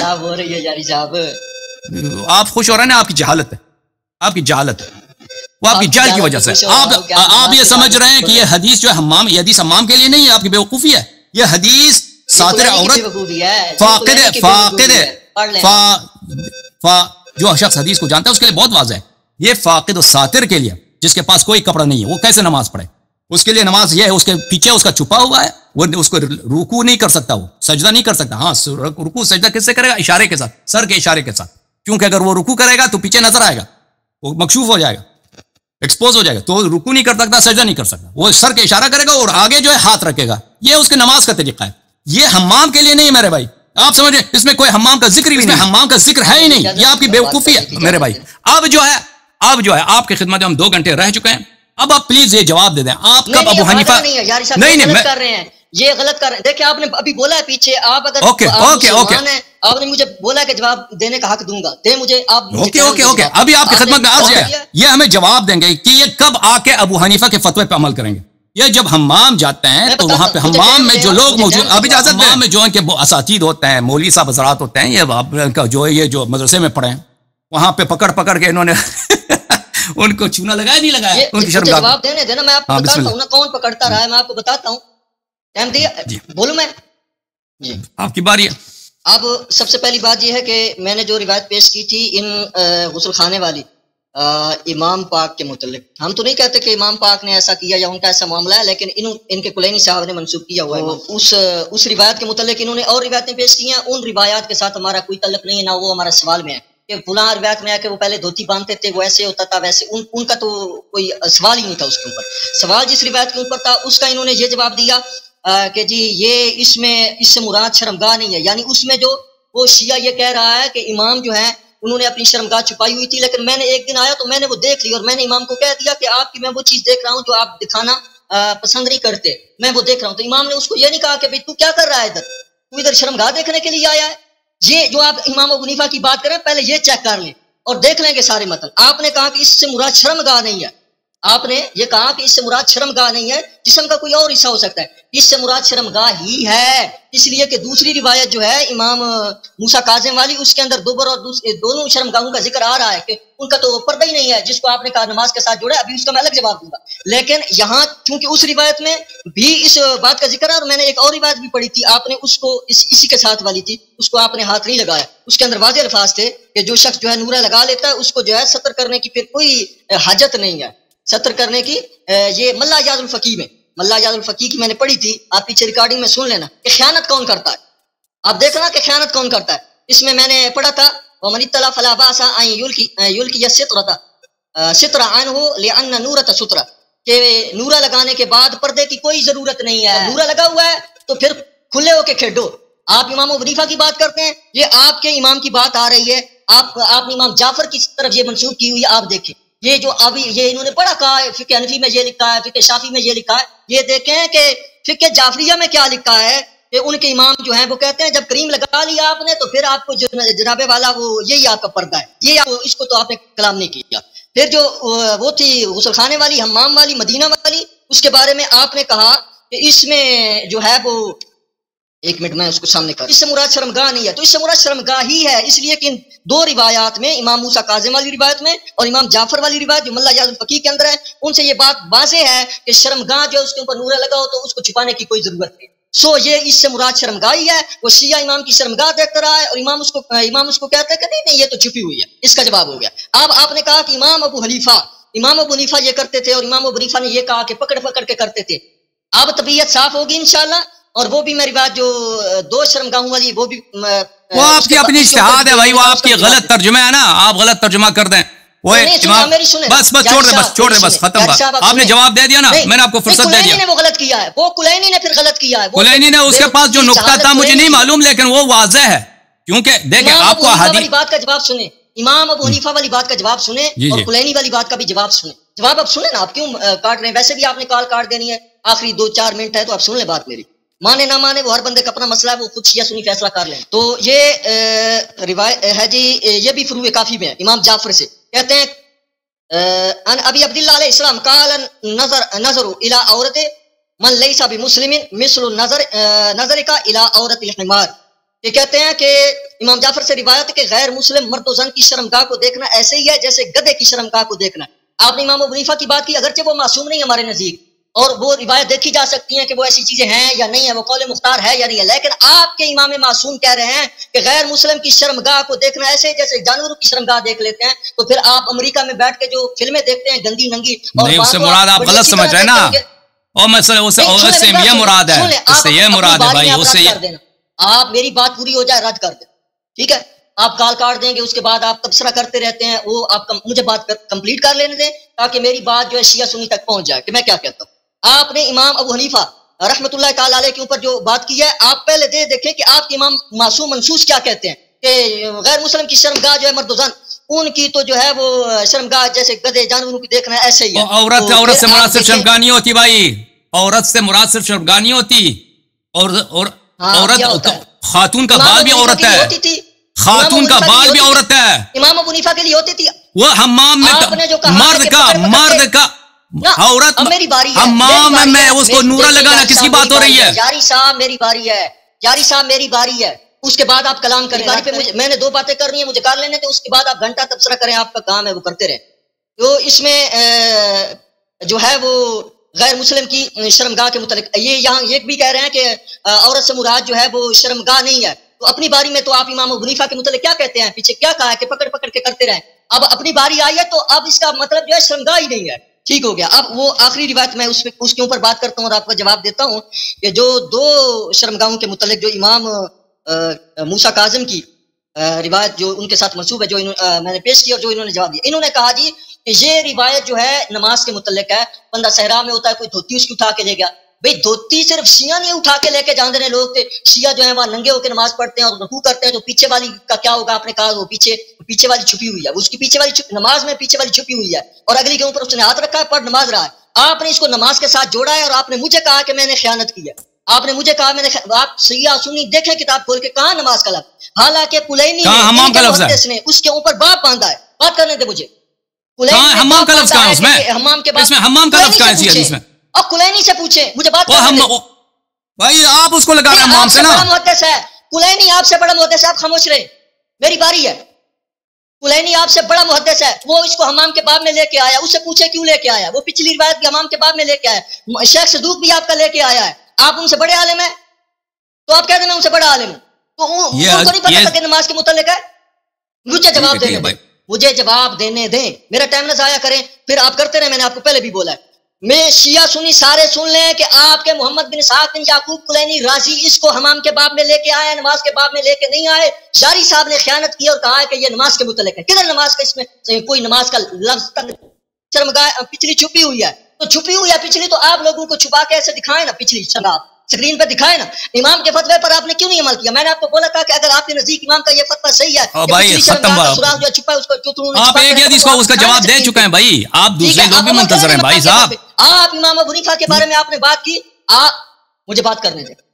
مجھے بات کرنے بھائی دیں. آپ کوئی میں نے نئی آپ بات کو کریں شروع نا, میں یہ کوئی کہا نئی تھا- اگر بات ہے تو کر دیں, آپ اپنی پرانی باتوں آپ کو کے تکرار نزدیک کر رہے جو ہیں, کوئی نئی فتویٰ بات تو ہے آپ کے اس پاس کے ہے اوپر نہیں. آپ اس کے اوپر عمل کریں, کھوتا کڑائی بھی کھا کے دکھائیں, اور اس فتوے کے اوپر امام موسیٰ کاظم کا جو فتویٰ آپ کہتے ہیں کہ اور پچھلی شرمگاہ چھپی ہو, اس کے اوپر آپ عمل کریں اور لوگوں کو دکھائیں نا پچھلی شرمگاہ. حضرت عمر کے لیے آپ نے ایسے لفظ بولے ہیں, آپ نے صحابہ کرام کے لیے اور بھائی کا لفظ پڑھ کے آپ اسکرین کے اوپر جو ہے لکھ بلا, تو آپ خود کیوں نہیں کرتے؟ آپ کے لیے توہین ہو جاتی ہے, صحابہ کے لیے کرتے ہیں آپ. ٹھیک ہے, کدھر نماز کا ذکر ہے؟ اگر بے وقوفی ہے, جہالت ہے, تو کلینی کی ہے. آپ بولے کلینی کی جہالت ہے, میں چھوڑ دوں گا بات. اور یہ صرف اتنا نہیں ہے, بلکہ یہ دیکھیں کہ یہ حمام کی بات ہے, تو یہ کہتے ہیں کہ اگر بیت الخلاء میں ہے, چھوٹا اور بڑا پیشاب کر رہا ہے, اس کے نیچے سے پیشاب نکل رہا ہے, تو زبان سے وہ شہادتین بھی پڑھ سکتا ہے. کیا یہ گستاخی نہیں ہے؟ وہ نہیں, گستاخی نہیں جو پڑھ رہا ہے, آپ اللہ تعالیٰ کا ذکر ہر حالات میں کر سکتے ہیں. اللہ تعالیٰ کا ذکر بیت الخلاء میں نہیں کر سکتے. یہ بھی اہل بیت کے اوپر اللہ تعالیٰ کا ذکر ہر حالت میں کر سکتے ہیں. فقالا لأن ذلك يزيد رزق, کہتے ہیں چھوٹا پیشاب یا بڑا پیشاب نکل رہا ہے, وہ لیک ہو رہا ہے, تو وہ کہتے ہیں اس سے جو ہے رزق زیادہ ہوتا ہے. یہ اذان کی, شہادتین کی, یا اہل بیت کی, رسول اللہ کی توہین ہے. آپ مجھے کہتے تھے آپ تکذیب کرتے ہیں, آپ مجھے کہتے تھے آپ قرآن مجید کو آپ جھٹلاتے ہیں. یہ حال ہے آپ کی کتابوں میں, آپ نے جو اماموں کے ساتھ کیا ان کو غسل خانوں میں. اور یہ ملا فقی میں دوسری بھی روایت ہے کہ 2 امام کٹھے بھی جاتے تھے. کیا کوئی باپ بیٹا دونوں کٹھے جاتے ہیں غسل خانوں میں؟ آپ نے ادھر تو کہہ دیا کہ وہ دھوتی غسل خانے میں 100 لوگ جاتے ہیں اکٹھے.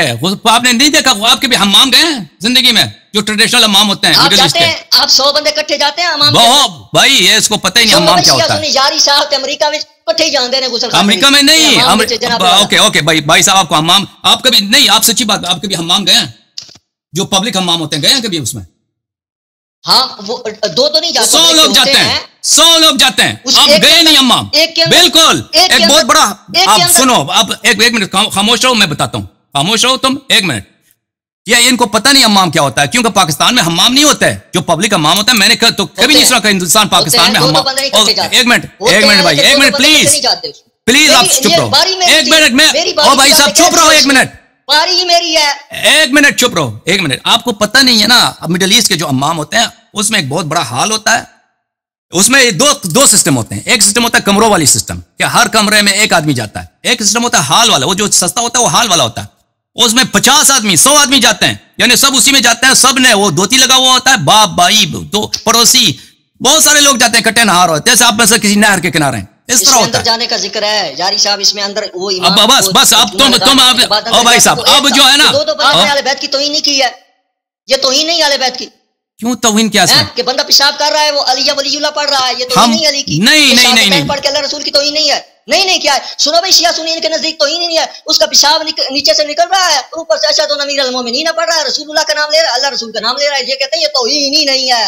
یہ یاری صاحب کا حال ہے. یہ ابو حنیفہ رحمۃ اللہ تعالی علیہ کے اوپر ٹوٹ پڑتے تھے. میرے بارے میں کہتے ہیں آپ مجھے بات کرنے دو, آپ پلیز خاموش ہو پلیز. آپ نے 2-3 حدیث پڑھی, اب میں علماء منتظر ہیں بھائی, دوسرے لوگ منتظر ہیں. میرا وقت کیا کس نے کہا آپ کا وقت ہے؟ کافی ہے نا, 2-3 گھنٹے آپ کو وقت دیا نا, دوسرے کو بھی وقت دے دو. میں جواب دے رہا ہوں نا اس کا, میں اس کا جواب نہیں. آپ میرے باتوں کا جواب نہیں دے, آپ مزید حدیث لے کے آ رہے ہیں. جو ہے نماز کے متعلق 1 منٹ خاموش ہو پلیز خاموش ہو 1 منٹ خاموش ہو. دیکھیں میں اس پروگرام کا, میں آپ کا میزبان ہوں. موسیٰ کاظم والی, امام موسیٰ کاظم مولوی صاحب, نماز کے متعلق ہے. مولوی صاحب 1 منٹ, مولوی صاحب 1 منٹ پلیز خاموش ہو. دیکھیں میں آپ کا میزبان ہوں, آپ دیکھیں حدیث لے کے آتے ہیں نا, آپ اس طرح تو حدیث کا آپ لسٹ بنا سکتے ہیں نا, 50 حدیث لے کے آؤ کہ تو میری باری, میں حدیث پڑھتا جاؤں, مجھے جواب دے دو. میں آپ کا خادم ہوں. اجازت دو بھائی, چپ کرو نا تم 1 منٹ. آپ خود اس کے غلط کر رہے ہیں. میں آپ کا جواب دینا چاہتا ہوں. آپ 3 گھنٹے سے میرا وقت دیا ہے, اور میں آپ کا متشکر ہوں, خدا آپ کو جزائے خیر دے, اور میں آپ کے علم سے استفادہ کر رہا ہوں, اور میں آپ کے احادیث کا جواب دینا چاہتا ہوں.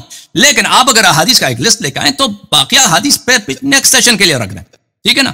اور بھی لوگ منتظر ہیں, میں نے ان کو بھی باری دینی ہے, ان پہ ظلم ہے. اگر آپ خود مجھے بتائیں, اگر یہ بھی آپ لائن پہ ہوتے ہیں, اجازت دیں مجھے.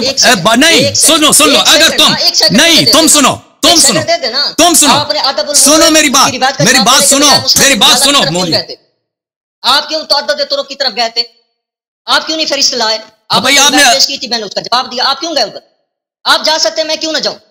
دیکھیں نا, انصاف کریں نا. آپ جاتے ہیں او بھائی, اگر یہاں پہ لائن پہ منتظر ہوتے ہیں, او بھائی بات سنیں 1 منٹ. ہوتے ہیں, آپ نہ جائیں نا دوسری طرف. اگر آپ ہوتے مجھے ان کا خیال رکھنا, بعد میں مجھے گالی دیتے ہیں کیونکہ آپ نے نہیں کاٹا اس کو.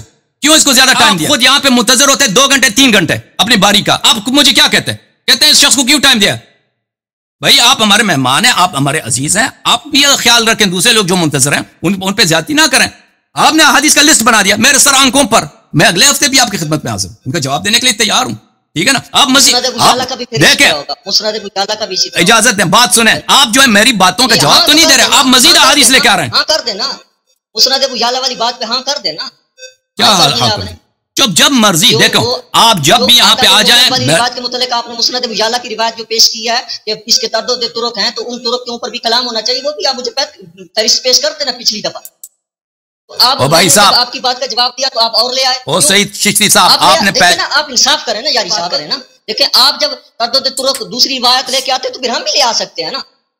یہ تو بات جب بیچ میں رہ جاتی ہے تو پھر سارے وہ کہتے ہیں جی کہ انہوں نے جواب ہی نہیں دیا, پھر ہم مجبور ہو جاتے ہیں, پھر ہم اپنے چینل سے جواب دیں گے یا ہم کہیں گے وہ جو یاری صاحب نے یہ بات کی ہے یہ بات کی. ایسے آپ ہمارے اوپر بھی الزام نہ آئے نا, انصاف سے بات کریں. اب خاموش ہو جاؤ, اب خاموش ہو جاؤ. دیکھو تم ایک دفعہ اس طرح بات نہیں ہوتی کہ تم میری بات کاٹو. اگر آپ میں ایک شخص کو 2 گھنٹے کا وقت دیتا ہوں, آپ کا کوئی عالم ایسا ہے جو شیعہ علماء کو اس طرح اپنے پروگرام میں وقت دیتے کہ جو مرضی سوال کرے؟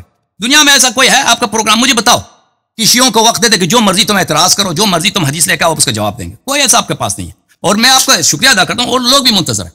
اب آپ جو ہے نا, اب آپ میں نے جو تعدد طرق کا ذکر کیا ہے مسند ابو یعلا کا, اس لیے کہ آپ نے کہا یہ حدیث صحیح نہیں ہے, تو میں نے اس کا صحت ثابت کیا تعدد طرق کے ذریعے سے. آپ یہ تو کام تو نہیں کر, میں تو نہیں کہہ رہا کہ حدیث غلط ہے, میں نے انکار کیا کہ حدیث ضعیف ہے, میں نے یہ تو نہیں کہا کہ حدیث ضعیف ہے, میں نے کہا حدیث صحیح ہے. اس کا معنی آپ کو اجازت دیں خاموش میں دکھا دیں کہ نماز کے متعلق ہے, اجازت دیں خاموش رہیں پلیز. تو اس کا جو آپ نے جو احادیث پڑھی ہیں اس آپ تعدد طرق ثابت نہیں کر رہے.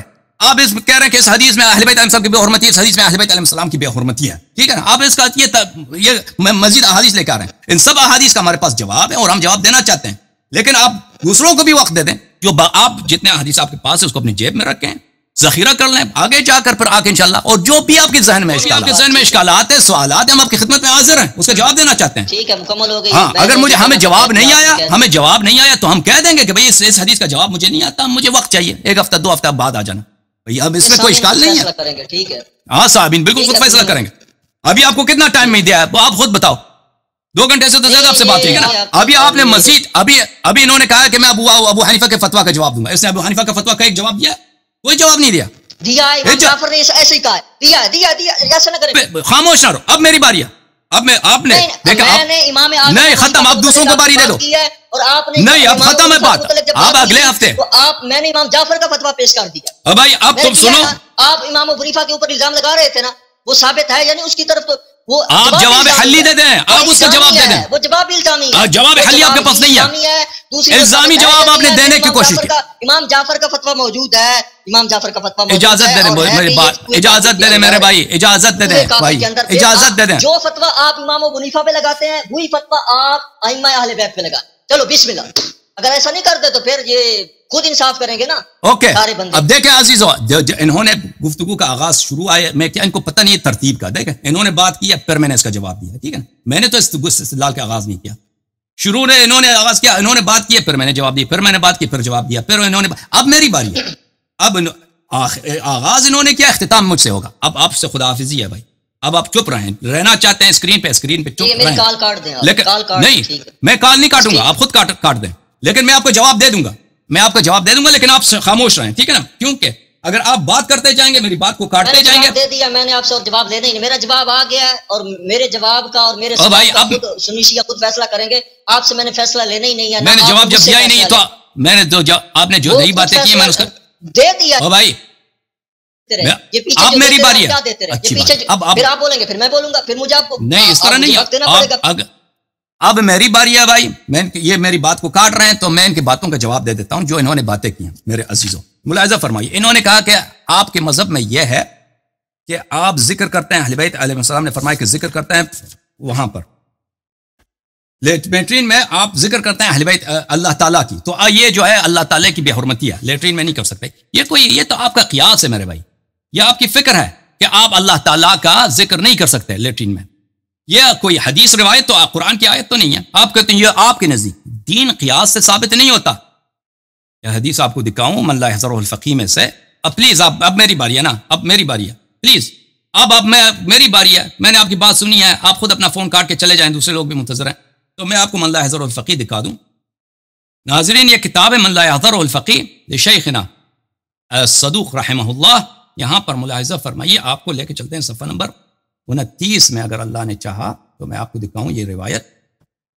یہ صفحہ نمبر 28 ہے، یہاں پر ملاحظہ فرمائیے حدیث، وَلَمَّا نَاجَ اللَّهُ مُوسَى بْنَ عِمْرَانَ، وَلَمَّا نَاجَ اللَّهُ مُوسَى، جب ملاقات کے لیے گئے تھے اللہ تعالیٰ سے، مناجات کے لیے گئے تھے موسیٰ بن عمران، تو موسیٰ نے عرض کیا یا رب ان ابعید انت منی فانادیک ام قریب فاناجیک فاوحى اللہ جل الیہ تعالی انا جلیس من ذکرہ، میں آپ تم قریب ہو تاکہ میں تجھے ندا دوں، یا تو بعید ہے میں تجھے پکاروں، یا تو قریب ہے تا میں مناجات کروں، سرگوشی کروں۔ تو اللہ تعالیٰ نے کہا کہ جو مجھ سے بات کرے میں اس کے قریب ہوں، اس کا جلیس ہوں۔ تو کہا یا رب انی اکون فی احوال اجلک ان اذکرک فیہا، موسیٰ علیہ السلام نے کہا کہ میں تو انسان ہوں، ایسے حالات ہوتے ہیں جو مجھے شرم آتا ہے، مجھے شرم آتا ہے کہ میں آپ کا ذکر کروں۔ یہ مولوی صاحب چلے گئے، انہوں نے اپنا کال کاٹ دیا، ٹھیک ہے نا، انہوں نے اپنا کال خود کاٹ دیا۔ میں تجھے کیسے ذکر کروں؟ تو حضرت موسیٰ علیہ حضرت اللہ تعالیٰ نے فرمایا یا موسیٰ اذکرنی علی کل حال، اے موسیٰ مجھے ہر حالت میں میرا ذکر کرو۔ اچھا، اب آپ کی خدمت میں عرض کروں، بلے وسأل عمر بن یزید ابا عبداللہ علیہ الصلاۃ والسلام عن تسبیح فی المخرج وقراءۃ القرآن، کہ عمر بن یزید نے امام صادق علیہ السلام سے پوچھا کہ انسان لیٹرین میں قرآن کی تلاوت کرے یا تسبیح کرے، فرمایا کہ لم يرخص في الكنيف اکثر من آیت الکرسی ویحمد اللہ او آیت الحمد للہ رب العالمین، کہ انسان اگر پاخانے میں ہے، لیٹرین میں ہے، تو قرآن پڑھنے کی اجازت صرف آیت الکرسی ہے، آیت الکرسی پڑھ سکتے ہیں یا اللہ کی حمد کر سکتے ہیں، اس اللہ کی حمد کر سکتے ہیں، اور یہ کہہ سکتے ہیں الحمد للہ رب العالمین۔ ومن اذن سمع الاذان فليقول كما يقول المؤذن ولا يمتنع من الدعاء والتحمید۔ اور اس کے علاوہ وہاں پہ دعائیں بھی ہیں کہ جو انسان جاتا ہے بیت الخلاء میں، اس کو کیسے وہ وہاں پر دعا کرے۔ اب دیکھیں یہ جو انہوں نے جو روایت لے کے آئی اصول کافی کی کہ العورت عورتان، کہ انسان عورت دو ہیں، آگے والا اور پیچھے والا، تو اس کا جواب میں نے عرض کیا یہ فاقد ساتر کے لیے روایت ہمارے پاس بہت زیادہ ہیں، یہ کم نہیں ہے۔